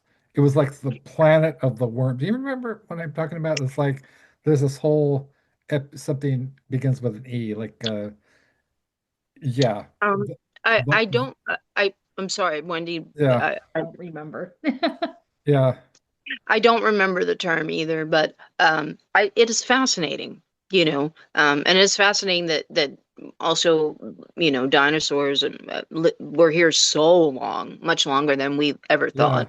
Yeah, yeah, So, um, also my view on science is, um, I always take it with a grain of salt. I mean, obviously, I believe in science. I believe in, the tenets of science, but yeah, I dislike the almost like haughty, like, well, this is it. Like, this is the end all be all. Equals MC, E equals MC squared. yeah. Now we find that that's not a totally perfect equation, Exactly. but, and then growing up, you're told. I remember when I was a little girl, I wanted to be an archaeologist, and they told me, "Oh, everything's been found already. You won't have a What? job." No, tell that to Kate Kiernan, right? Like, Right, exactly. yeah, Exactly. Oh. And I was so bummed. I was really into Egyptology, yeah, and I love finding things. I love a trash picker. Uh, uh, there's something in me that's just has this, or even just when I go to a bookstore or record store, finding that little gem, that little yeah, weirdness that I haven't heard, and it's gonna blow my mind. That you know and the absolute of science, I don't know, somewhere between have to uh Well, science has to realize it's not absolute, especially if it's a theory, I you I know. yeah, think I think about science, like something that's always really important to remember is like science is made by people, and I think like the great thing to keep in mind is the idea of the paradigm, right? Like Mhm. we come up with these ideas at a time when people have a certain worldview that is created by the society that they live in. yeah, And Mhm. when that's very almost, no matter how hard you try to be a rational being that looks at evidence and things like that, yeah, that little worldview is like the whole filter that goes over your head, and it may cause you to like not observe all the data, to not Television. register everything. yeah, And then, 100 years later, things have changed. We look back and we reestablish like, oh, this information we had, that wasn't something we should have thrown out. It actually informs a whole different thing. yeah, Like Mhm. nobody believed Wagner when he said, "Oh, I think there's going to be this thing called plate tectonics," and people were right. like, "You're crazy." You're No. crazy. Yeah, And now we're like, "Oh yeah, no. plate tectonics, obviously, Yeah, right?" right. So Yeah, that's like something we should always have in the back of our mind, like science, like the method of looking at empirical evidence, yeah, like the most important like function, like it's something that humans do naturally. It's like one of the most important functions of being a human being. And yeah, we should celebrate that, and everything we have like achieved as a species comes yeah, from our Oh, willingness sure. to like engage with the world and explore it Yeah. and measure yeah, it and stuff like that. Hmm. But yeah, yeah, we cannot forget the fact that like the people in charge who get to decide what's important and what's yeah. not are off not always getting the same picture as the people who are in charge in 10 years or Exactly, 500. exactly. There's a regime change. Yeah, yeah, Yeah. Ideas are a weird and fluid world, and that's where our job comes in, right? Like that's why you can't, Mhm. like it should be STEAM, not STEM, right? Because right. if Mhm. you don't have artists to help you like reflect on stuff, then you just become hidebound and miss Yeah. out on Yeah, so much. steam cell research. Yeah, Yeah, right. nice. Yeah, steampunk cell research. Yeah, Well, yeah, physics is kind of like poetry too, yeah. Yeah, totally. Totally. you know, Yeah, and and I think that's actually where physics and astrophysics cross over, uh, between this things that you can't. like, okay, we know we have gravity. Like, you can't say we don't have gravity. But there are people that will say we don't have gravity. Um, uh, Well, you just have to, yeah. you just have to, but you're right. We need STEAM, not STEM. Artists need to be in there. Yeah, And because we're yeah. able to also visualize things, a lot of people can't visualize things in their heads at all. They can walk into a rental apartment that's painted orange and go, "Oh, hell no." It could be the most incredible apartment with the most beautiful, interesting things, moldings and doors and oh God, it's orange. I don't want it. Well, you can paint it, You're right. uh, Well, Tricia, we had a very early conversation. We were talking about how, and I think also Wendy, I think, I don't know. I mean, it's all kind of a blur to me at this point, but how, with neurodivergency or whatever you want to call it, we are just we can see other alternatives mm, that are just like right there in plain sight. And I think for years and years and years, I allowed myself to be gaslit, internally gaslit by people. I'll give you a great example. So I was married for 8 months, and my entire life, that was it, the only time I ever tried. And my ex-father-in-law, who's now deceased, was an advertising agent, like magnate who had like worked mm, on Wilshire Boulevard. He was a Harvard graduate. He was blah blah. His whole mantra was like business is life, Alex. Business is life. He worshipped Terminator, for Terminator One era Arnold Schwarzenegger. That was his idea yeah. of toxic masculinity was his brand. And there was Mm, one time, so all these incidents occurred where he would just like put me down or say I wasn't doing things correctly. I'll never forget one time he wanted me to transfer the 6 pack of like Lowenbrow or something in bottles to the from one refrigerator to another. Now they were separated by 3 feet, right? And I was just like, hmm well, I was just taking them out and putting them in the other refrigerators, taking the bottles, and he comes to the garage, right? And he's sort of like, he's just looking at me like I shot his dog.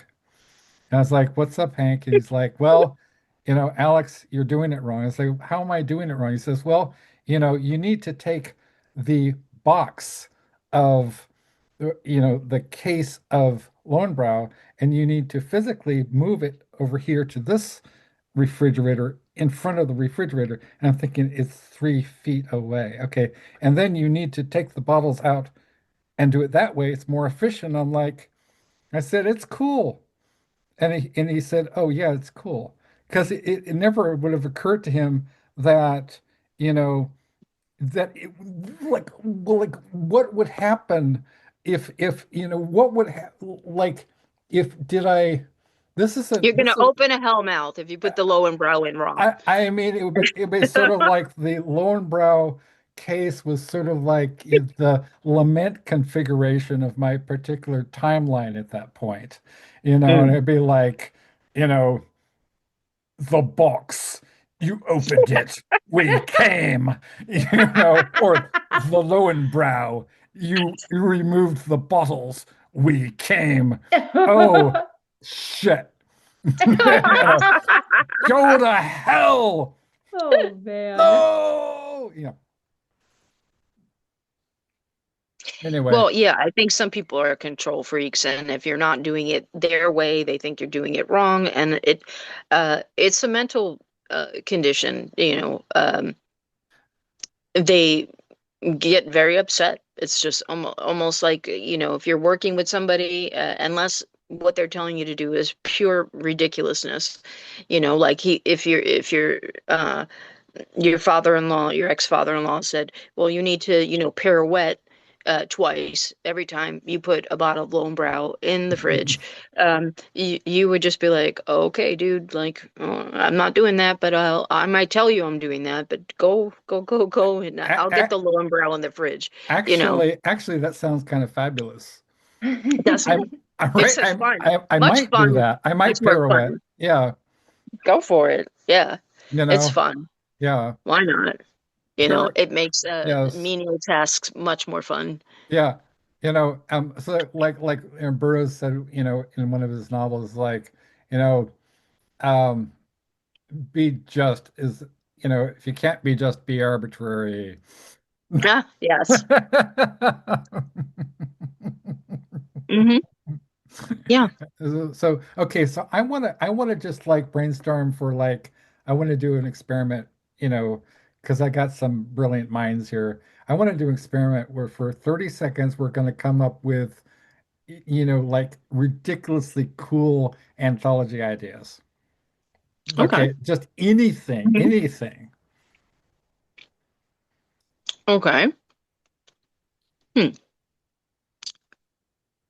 I mean, I'm still pretty hooked on Punk Infestation. That was pretty Yes. dang enjoyable. That's Okay, really so good. can Yeah. can can we develop it? Okay, so let's just develop punk infestation. It's body horror, yeah, it's biological horror, it's biopunk, it's a little bit of sex punk. My friend Brent Ellis came up with that one. Have you heard sex punk? Mm. Yeah. No, I haven't. Yeah. Yeah, he did a something called Full Metal Orgasm. It Ah, was, cool. and I contributed actually one of my favorite short stories of all time called Bondage Bears Massacre is in that collection. And Mm. it what's another thing is like um is like all this time I never got I didn't think anybody was reading my stuff, right? And Mm. Anna Tambor in Australia, right? This is a brilliant writer. And I wanted to get her on board with something or other, so I wrote to her and say, hey, Anna, I think you're incredible. Would you consider, contributing? And she said, well, I don't know Mm. if she's very, very self-effacing. She said, well, I don't think anybody's, no, that's Lenny. Mm. Um, I won't try to do her, Mm. but she said, I don't think anybody's ever heard of me. And I was like, what are you talking about? You're Anna Tambor. She says, I don't know. And she turned it around and she said, what do tell me about you? And I was like, Anna Tambor wants to know about me, right? So he said, give me some Yeah. titles of some things you've written. So I said, okay. And then I said, well, the Brides of Doom. I've written the Doom Hippies series. I wrote Wicked Candy, which got an incredible review from like Lucy Taylor. I had, and all these, the Flowers of Doom. Got John Shirley to review that one, and and she said, cool. So I'm gonna buy your books. And 2 days later, or like 2 or 3 days later, she gives me an entire block of text. There's this full paragraph. She's like, among other things, she's like, yeah, Alex S. Johnson is a poet even when he's writing prose. And I use that as a kind of a example of I saw that. Yeah. as a Hmm. blurb. And I was like, wow, she's got a lot of respect. I mean, a lot of respect for being an innovator. I just wanted to mention that because, that specific example, the Bondage Bears Massacre, which is a kind of like a Mm. biopunk gene, like body horror fairy tale with, Mm. erotic elements involving like um trans species creatures, Mm. you know, Mm. and um she thought that was great. So like Yeah. I'm thinking about uh what's the title? It's a punk infestation. So Right, Yeah. right. okay, I had an idea for another one. yeah, Okay, Uh, okay, yeah. cool. uh, um, Gray Matters, um, Okay. which would deal with basically.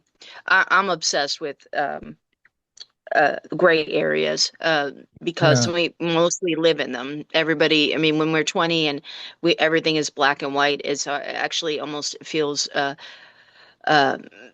like a bomb, but really nothing is black and white. And then also you have mental illness as well. So it could be anything about uh, what the brain does, or how people treat each other Mm. in the gray matters. Um, just an idea. Um, Well, I like yeah, things to have more than one meaning. yeah, Um, I like the layers, and the mind is so fascinating. We have no idea, um, Yeah. even how our brain works. So there'd be so much freedom for people to uh, just buckshot this whole, gray matter idea. Um, I think it would be fun. I would read it. I'd read a book like that. I want to do a book, like, neurospices destroy everything. Mm. Yeah, but that would fit right under gray matters. Like, Exactly. Yeah. uh, and you can talk about neurodivergence. You can talk about, other things. Uh, PTSD, bipolar, Yeah. uh, um, people who have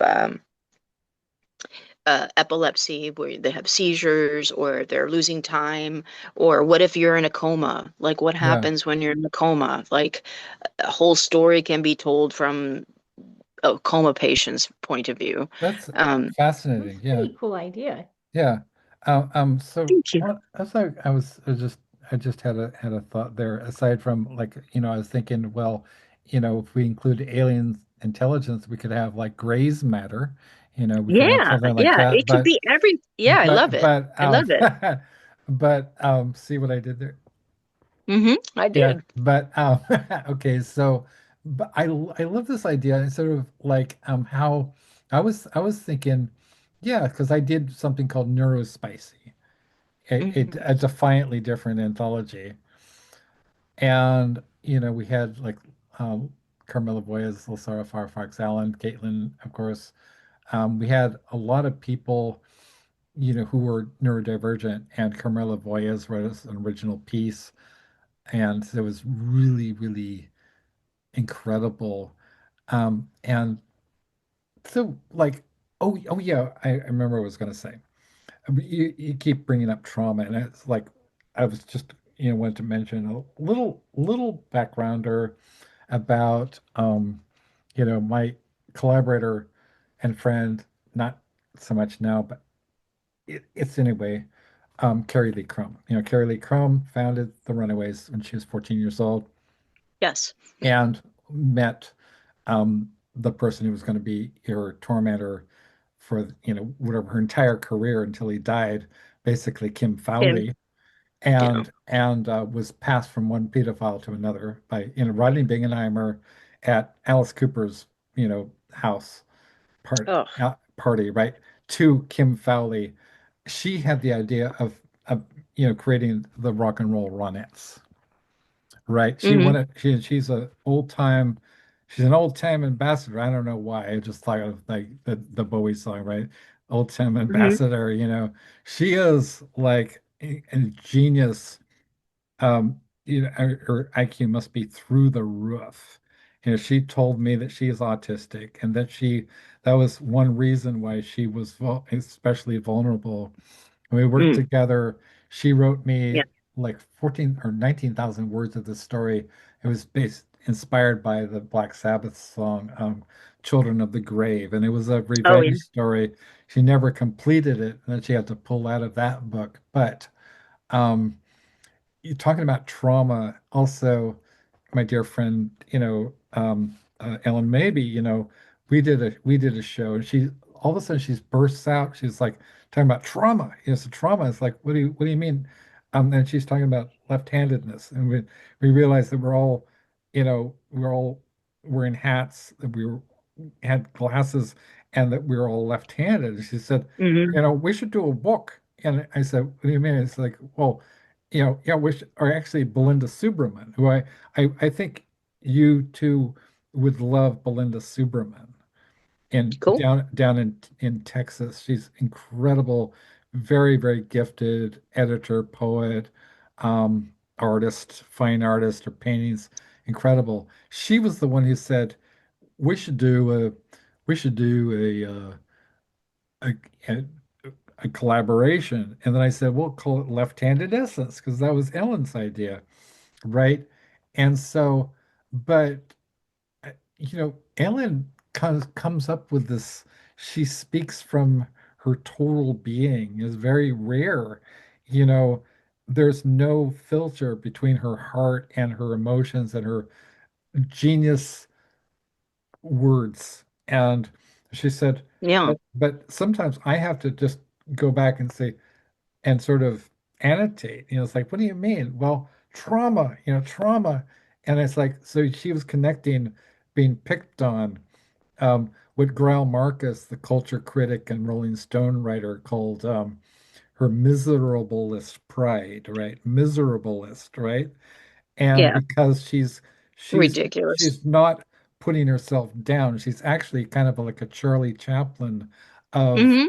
poetry. And Hmm. people like Henry Rollins again is huge admirer and fan of hers, as is Oh Exene, yeah, as in Jackson Brown, of course. everybody, Hmm. Viggo Mortensen, Hmm. um, and Yeah. so yeah, so the gray matter and the neurodivergency and the trauma, to me, they all seem like they're kind of conjoined, like the mitochondrial DNA coiled around core, you know, um, you know, you know, core DNA, which is actually a living thing. I mean, mitochondrial DNA is a living thing.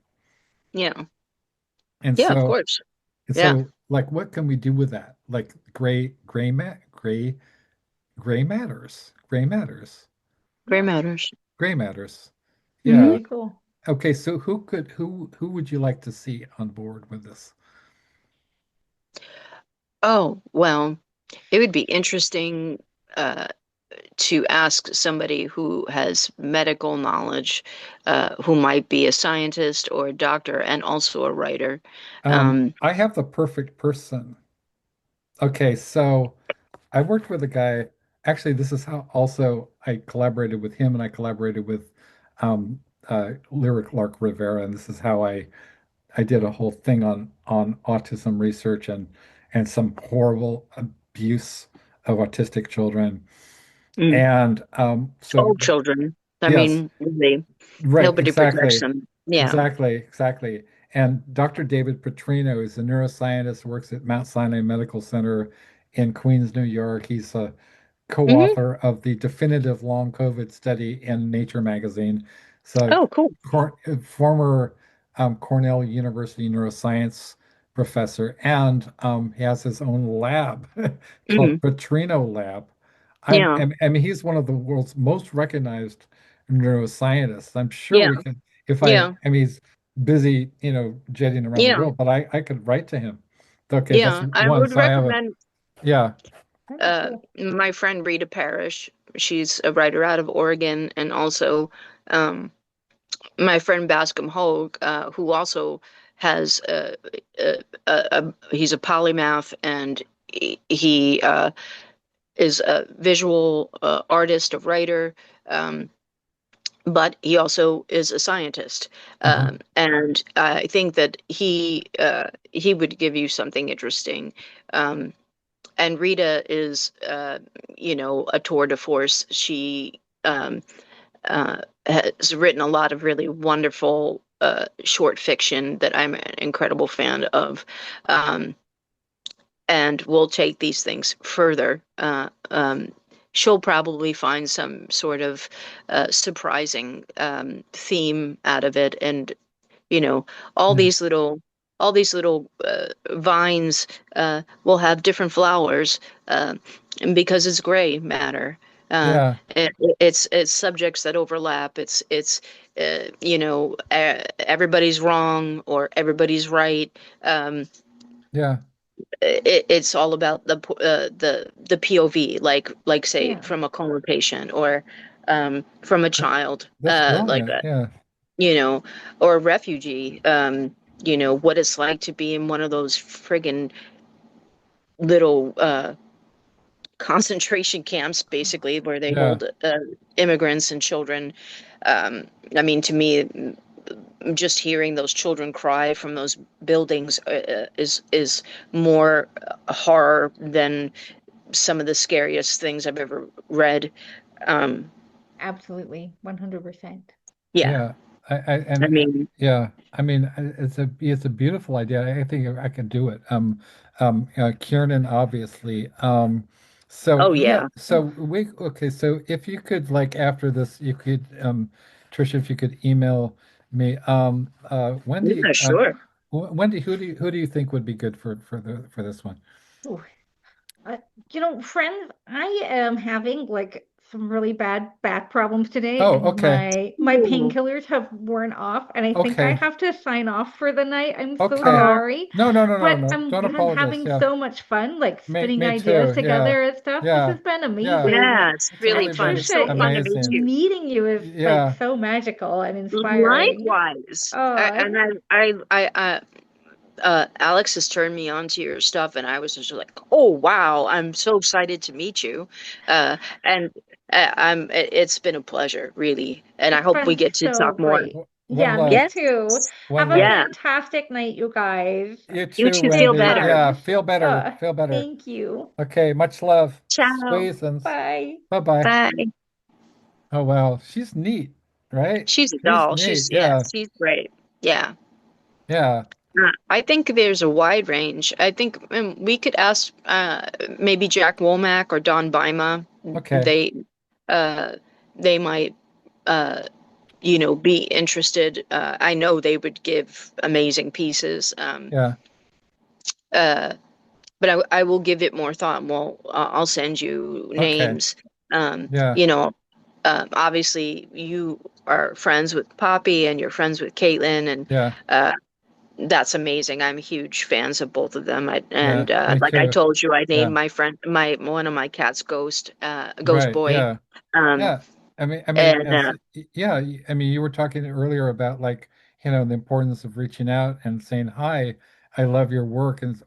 Maybe it was Wendy, I don't know. Wendy I was started gonna say talking about it, Wendy, yeah. And that's but how yeah, yeah, that's how I met Poppy. It was sort of like I you know, it was more like I used actually, it's not like I started out wanting to be friends with people. I didn't no, of course not. I We don't want to just be wanted to, yeah. and there's but it's interesting because I wound up being really good friends with the most amazing creatives, and many of them are on the darker end of the fiction spectrum of Hmm. the most I mean, or music in David J. Yeah.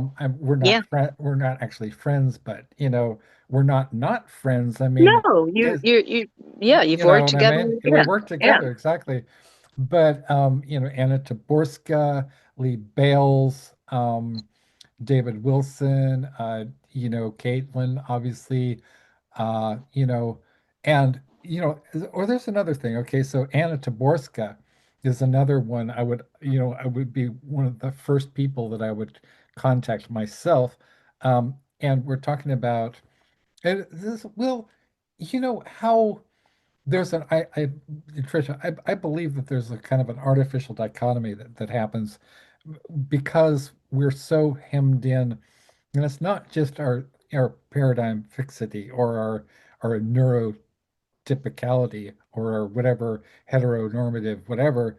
It's more like um I think ordinary people are amazing, and having worked as an educator, I know, people are really, really fucking smart, but it's more of like situationally, I think people get stuck. It's sort of like there's cognitive dissonance involved.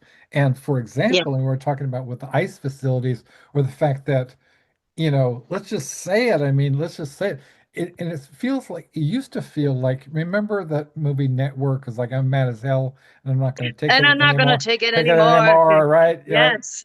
But now it seems like the most pathologically depraved, like forget Marquis de Sade, you know, it is Beyond, beyond. normalized. It is not Yeah. fiction. It is we're talking about child rape and baby killing. Yeah. I like mean, you know, the stuff, the true stuff of nightmares, the really. truth. This and so Yeah. like when so that alters. I mean, I think that psychosomatically that we're all being traumatized when a kind of a trauma bonding with with with uh with malignant narcissists, Hmm. collective trauma bonding, and it's also like this, you know, you know, Dickian, consensual hallucination.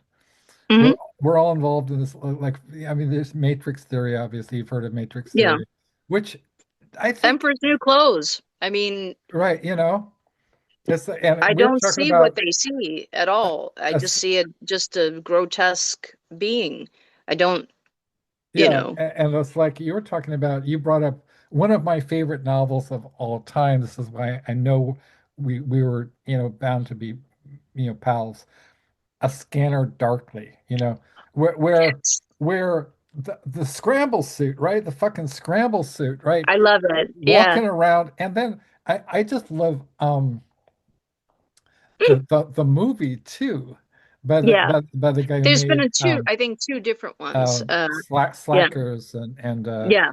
and Dazed and Confused, Richard Linklater, Yes. right? Yes. Yeah, Linkletter. Yeah. using that specific technique, Hmm. and I just love that. I love Philip K. Dick. Is My dad and I used to read his stuff. We'd just go out to to Pete's Coffee or whatever, and Starbucks or whatever, and we would just read his stuff out loud to each other. And I always make fun of my dad because, you know, he always wants to, he had his favorite stories like Minority Report, or, aka like I Can Remember It For You Wholesale, which was Yeah. turned I into can remember for Total you wholesale. Recall, Yes. and Yes. all these and Do these yeah. stories. Do androids dream of Yeah, electric Electric sheep? Sheep. Yeah, exactly. Yeah. Blade Runner. Which, oh, that reminds me. So, I for the longest time, I had the impression that that was originated in a a a book by William S. Burroughs called Blade Runner, a movie, and I had and so they did pay, Bill like $10,000 for the title, but it was actually, I had Paul Salmon, who's just one of my oldest friends. I mean, we go back like 35 years, Yeah. and he wrote the definitive book on the subject called Future Noir: The Making of Blade Runner, Mm. and he was embedded in Blade Runner. I mean, he was like Yeah. there from before. He was a friend of Phil, and he was there afterwards. He's the entire So he shot the entire thing on, like, his camera crew was Mm. recording the making of Blade Runner, you know, and Cool. he told me that Blade Runner actually was not coined by Burroughs, but it was this film script that Burroughs wrote that he didn't think was terribly good, but it was based on another book, or something called Blade Runner. So it's like and Yeah. that's just kind of like a weird kind of apposite analogy to the Mm. androids being the replicants being possibly people, but they're not, and then Yes. you get into a kind of a and Well, that's the whole gray area. the whole gray area, right? Yeah, our AI, robots or Yeah. androids are, do they feel? Do they dream? Do There's they This is the do they most adapt? okay, here we go. I have the ace in the hole or whatever. So another one of my really, really good friends and collaborators, a guy named Ken Goffman, aka Are You Serious, right? Hmm. He actually interviewed me for Mindplex magazine. I was like, then he messaged me because I've had him on the show several times, and and he messaged me, I don't know, 2 months ago, and he said, he's talking about an interview, and I was like, Well, yeah, I would love to have you on the show again. It's like, and then he didn't respond or whatever. And like a day later, I was like, "Hey, Ken, do you want to interview moi?" Right? He, Yes. because I mean, the scale of Mm, what he was. I mean, you're familiar because you've worked with, whatever, whoever, but the monumental realization was like, holy fucking shit. The people he's platformed are like Rudy Rucker, you know, William S. Burroughs himself. He dated mm, Kathy Acker. He dated wow. Kathy Acker. You know what I mean? Yeah. William Gibson, John Hmm. Shirley, Bruce Sterling, you know, Timothy Leary, Oh yeah. Debbie Harry, Trent Reznor. He was signed to Yeah. Nothing Records, and he wants to Wow. interview me. And I was Yeah. like, oh, okay. Yeah. Oh, okay. I'm not gonna Yeah. like That's what you say. I'm not gonna Yes, of course. fight you on that. But Yeah. he is the I mean, Mindplex magazine is his new platform. He had Mondo 2000, obviously. And it's incredible, right? He had, Poppy Z Bride on the cover. And, Yeah. but back in the day, I remember I still have that issue, right? And it's Yeah. like, cool. But yeah, so he is perfect because he's all about cyber culture, Hmm. AI. He's just, Yeah. and he could Yeah. get us some people. Yeah. That would be Yeah, great. yeah. Yeah. That would be yeah, fascinating. I love all these minds coming together and creating something. It sounds like fun. It really It does. is, Yeah. it's beautiful. It's a beautiful thing. So I want to talk about some of your collaborations because, Sure. I started watching that movie and I really love your performances. I think, and I showed you like the Juliet Cook video. I think you're very, very Yes. similar to Juliet. And so far as like your performances are raw, blunt, bleeding, um, just like a punching you in the face. It's a verbal The exorcism. that's Yeah. dramatic. It's fun, and it kind of and it's no wonder we're both fans and friends with Karen Crisis, right? It's a kind of like the raw meat. It's like Yeah. the naked lunch thing about what you're really seeing at the end of your fork, and Yes. so who did you like? How did like people like let's talk about Hubert Selby Jr. Cubby? How did you become involved with him? Oh, through Henry. And Okay, we met actually in Holland at The yeah. Hague at that For huge for for, festival. for our 5 viewers, that's Henry Rollins.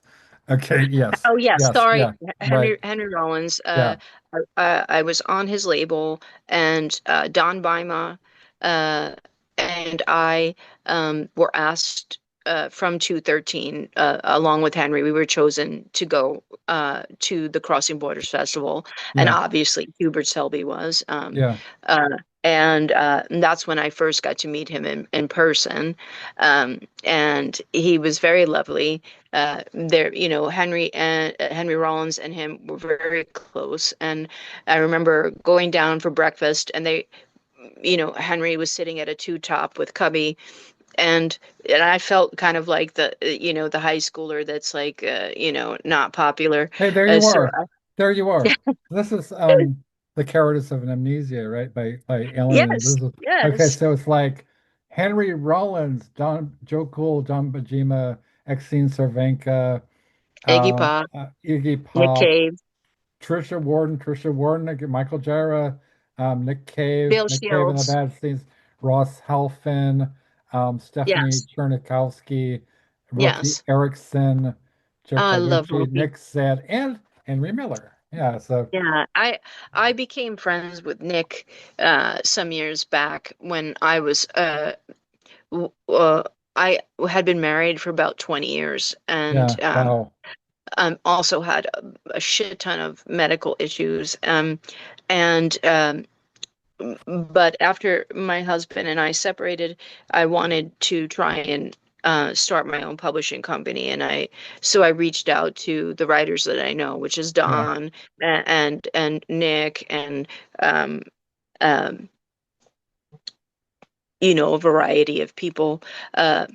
To see, if they were interested, and people were, which was great. But I wound up losing my seed money and everything just went to shit. But Nick and I got to hang out a lot. Yeah. Yeah. When he would come in and I would go, he had a retrospective, uh, film retrospective of transgression film, and um we had a lot of really interesting chats. It's always fascinating when you meet another artist that is on the edges, Yeah. where like Henry would say, I'd rather be on the outside looking out instead of on the outside looking in. And Yeah. uh, you know, so yeah, within that, the truth comes. Um, uh, And also because you're authentic. Sorry, you're yeah. unique. You're looking for a way to express yourself that is you. Yeah, I was about to quote two of my favorites of all time. Oscar Wilde, we're all of us in the gutter, but some of us are looking at the So looking at the stars. stars. And Hmm. there was another one which just like slipped my mind. So talking about how, okay, anyway, go on. Yeah, I'm the sorry. Pretenders had that in there. Exactly. Yeah. All of us in the gutter. Yeah. Yeah. But Yeah. some of us are looking at the The stars. Yeah. stars. Yeah. Yeah. Love Chrissy Hine, the Pretenders. Yeah. Yeah. They're great. Um, Yeah. yeah. Oscar Wilde was such a transgressor of his time. I mean, Right. he went to jail Yes. for it, you know, Yes, uh, exactly. and we all should be very thankful for him. I Um, know, right? Yeah. because we can be who we are because of people like Because him. of Oscar Wilde, because of Ginsberg, Yes, because of because of Mary Lawrence Shelley. Ferlinghetti, because of Yes, Shelley. Yeah, yeah. I right. mean, I mean, it's the like beats. Yeah, you Diane know, DePrima. She Dan De does not get Prima. enough love. She Yeah, needs, as a beat writer, she yeah. really needs much more. She, Oh, yeah. yeah, For sure. yeah. It's wonderful to me. I am so fortunate, and it's like, kind of doing sort of a late career assessment. Well, I'm just getting started, but I've been doing this 30 years, and so I realized that I'm not a horror writer. I use dark fiction tropes to talk about Hmm. trauma, Yeah. but I am really a beat or beat adjacent poet. And Mm. the proof is I've been published and have published original work by Ron Whitehead. I've had Ron Whitehead on my show. Um, I've been published alongside Bukowski, Yeah. Ginsberg, Yeah. Jack Yeah. Michelin, um, Burroughs, the Ed public, Sanders. I you know worked what with I Ed mean? Sanders Yeah, a few times. yeah, We did some shows together, and yeah, we got to talk and stuff. And I remember finally when he got to see just the full show that I did, because we were on the radio yeah, together. We were in a few anthologies together. yeah. And even before that, I had met him because he had taken, they were Jim Carroll, I love Jim um, Carroll. I love Jim Carroll love Jim so Carroll, much. very Yeah, soft-spoken, very yeah. sweet. Um, So we got Jim Carroll, yeah, yeah. Go ahead. Ginsberg, Ginsburg, yeah, and Ed Sanders, yeah. they were playing at the Bottom Line. I Nice. went to go see them, and then Yeah. Ed invited anybody who wanted to see the pictures he took of Jim Morrison's grave Wow. backstage. And so I went and I met everybody, and I was very excited to meet Jim Carroll, who was very reserved, Yeah. um, very quiet, very timid. Uh, and Ed was just lovely, and Allen Ginsberg will just, I mean, he'd just hug you. I mean, very kind, very generous people. Um, And I remember Ed seeing my show, and then after he said, "Are you okay?" Are you okay? That's why I love it. I said, "Yeah, I am, Ed. This is how I get out. This is how I get out Yeah, my dark stuff, so I don't have to live with it in my body yeah, yeah, yeah, all the time." Yeah, I like to say I am as light as I am dark.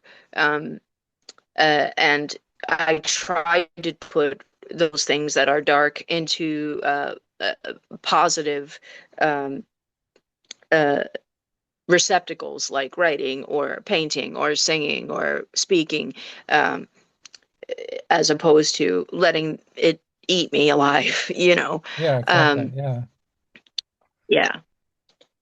And in these last past years, I've been very ill. Um, my PTSD is just crazy. And um, like today, I've had, before we even spoke, I've had a multitude of panic attacks, and they just come out of nowhere.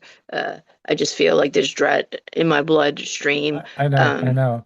and yeah, it's such an uncomfortable feeling, and a lot of people don't understand it. They understand a broken leg, but Yeah, they don't understand matters of the brain and things that can happen. yeah, Like, why can't you just do this? Like, well, because I have this disease, yeah, and I work very hard on trying to heal myself, you know.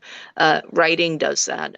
Writing shows me things that in my subconscious that come up that I go, oh, okay. When I'm editing and I'm reading and I find, you know, particular you know, turn a phrase that I have to change, or if I see it repeated, I know somehow it's reported. It's important. It's an echo of my inner self talking to my outer self, yeah, um, and saying, "Be aware of this," um, or "You're ready to deal with this." yeah. That's Yeah. fascinating. That's fascinating. It was one of I've used this phrase, and I've actually sort of written, poetry around the phrase. The Kafka, right? Art is the axe for the for the was it the frozen lake inside or whatever. I mean, the art is the way that we get to what we're actually When feeling. you're talking about the frozen lake, you talking about like the ninth circle of hell from Well, Dante, or no, no, I'm talking about this is Franz Kafka, right? okay, yes, Art is an axe for the frozen lake inside or the frozen sea inside, yeah, yeah, right? yeah, Yeah, exactly, yes, exactly. Yeah. yeah, And yeah. I think as what we're all saying is, this is trauma, this cognitive dissonance, this we're being brutalized. I mean, I think there's that, you know, and also I think of like, because Your really, brain really chemistry changes. your Your brain chemistry endocrine changes. system, Yeah. your endocrine Yes. system changes. And I Yeah. try to explain to people sometimes it's just my endocrine system misfiring, you Right. know, and it's nothing in particular. It's just all of a sudden, boom. Uh, Sometimes things trigger it, but sometimes they don't at all. I may not even know. I might have dreamt something I don't remember, and I wake up like completely my heart pounding and shaking, and and I just try just to push through the day and try and Yeah. get as much as I possibly can done. Some days it's not much, and some days it's a lot. Yeah. So I take my wins where I can get them. Yeah. Um, and yeah, being right now, I'm displaced and destitute. Um, so even just like you contacting me is just so very kind, and you really caught me in a spot where I've just been very down, and uh, and that you believe in my work and you reached out to me. It really means the world. Uh, and My heart. My heart. Yes, the heart. When I had been married, my ex would throw away my queries. Holy shit. And when he left, we had to clean out the car, and I found all of my almost just stacks of queries that I just thought I was that he just didn't mail. Uh, I don't know whether it was out of malice or not. Um, and that whole thing really blew my mind that this person that was supposed to be, Yeah. you know, my best friend and my husband would try and hold me back like that. Was so disappointing. Yeah. Um, I even stopped painting because of him, and and I'm saying this to anybody out there: never stop what you're doing for somebody else. Never stop what Uh, you're doing for someone else. Never Yeah. stop what you're doing, especially for somebody else. If you want to stop for yourself, that's fine, Yeah. but never do it for someone else. But I stopped doing visual art because he was a visual artist, and he, you know, I could tell it would bother him. Uh, yes, love, love, Thank you. yes, and uh yeah, so I kind of got away from that and just concentrated on the word. And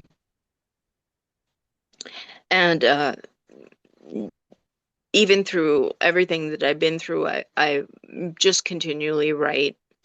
Even if it's a phrase, a sentence, I save things. I have a file called Orphans that have, one line or dialogue or something. And then all of a sudden I'm writing something and I go, oh, Yeah. um, there's something in the Orphans file that fits here, that's supposed to be here. I remember even having one sentence of a short story, which I sent you, called Beep Beep. Hmm. Um, I had one sentence for like 4 years, Yeah. and the story just didn't speak to me yet. And then one day I was in the orphan file and I saw it, and the story just started telling itself.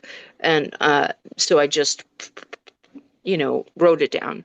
Um, that's how it feels to me. It's almost like uh, you have to you have to be yourself, but you also have to get out of your own way. Um, Oh, yeah, you for sure. Yeah, For sure. if you are conscious or judging or uh, while you're doing the work, you should just stop, uh, because you're not going to make anything that is true. Um, that has anima, that has life in it. Um, Yeah. uh, and also, I think uh, those kind of things are, become blocks for people. They can't get over them. I think I'm very lucky that I started so young. I don't have that. I don't have like some sort of middle man woman in between, Middle trying to manager. censor, Yeah, yeah, right. trying to Yeah. censor myself. I'm like, I'm like, just write anything, even if you think it is crazy, Yeah. even if it embarrasses you, if it doesn't matter. Just everything goes. Just put it out, Everything and goes. Everything everything goes. goes. And then you can Yeah. figure out, and you can figure things out in the editing process. Yeah. Sometimes I write a piece of poetry, and it's actually five separate poems. Um, uh, or something, a poem itself becomes a title. Um, Right. Yeah. um, Me too. Me too. I've done that a lot. In fact, like I have some phrases that I kept repeating because I really love them and I think they're awfully clever and they're probably obvious puns. But like maybe a strip tease, that's one of my favorites. mhm. Um, a canary in the all mind. I've, written that one. When I'm kind of, it's sort of like hamburger helper or salamander DNA. Has ever Yeah, noticed that like whenever they're using recombinant DNA to create new forms or whatever, it's sort of like I just came up with this phrase that like salamander is sort of like the hamburger helper of recombinant DNA. It's like, Yeah. yeah, throw some salamander. It goes with anything. Oh my God. I wanted to read an Iris Berry poem. This is a limited edition. It's like 1,000 copies. And first edition, Yes. 427 of 1,000, right? Ah, And beautiful. and I also wanted to read this thing. This has inspired my book for Iris. This is the reason I wrote it. And I'll show you. This is a copy and paste from the Facebook message. Okay. Fantastic. You Yes. know, so I'm getting through it. I asked her how she was doing. I'm getting through it almost to the other side. It's been brutal. I won't lie. A lot of loss.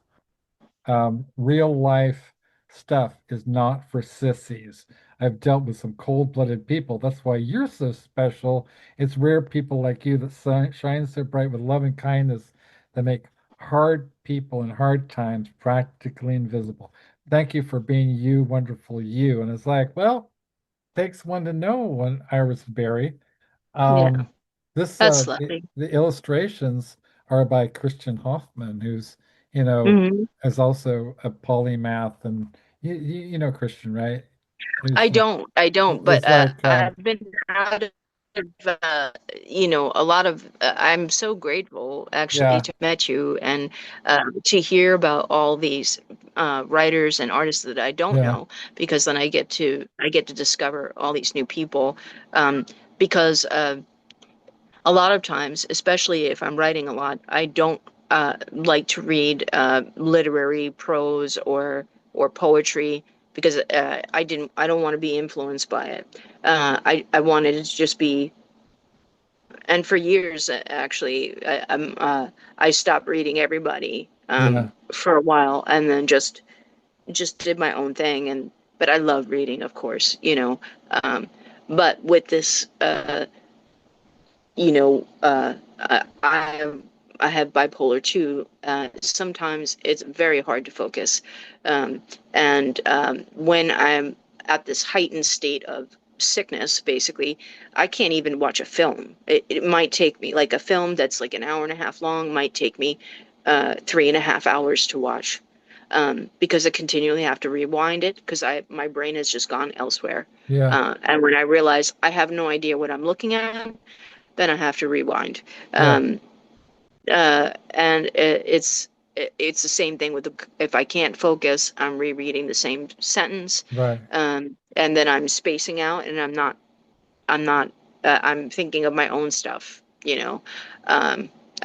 It's like it's just like inundated with a cacophony yeah, of thoughts. Um, uh, you know, I mean, a lot of people from trauma are changed, Um, and when I was younger, I was so angry. I was so fucking angry, um, and just full of rage, which is probably why me and Henry Rollins we saw you know similar spirits in that rage. Um, and yeah, and it did help me. But I do have my moments where I get very angry at things, especially now, the whole state of the world and the state of our country. Uh, I fear for freedom, and what we're doing here is freedom, um, and what we do on the page is freedom. Um, and everybody should be able to enjoy those fruits. I feel like they're trying to take it from us, and yeah, uh, just having you, and you're so exuberant, and you've got your joie de vivre, you're full of life, you're a bon vivant.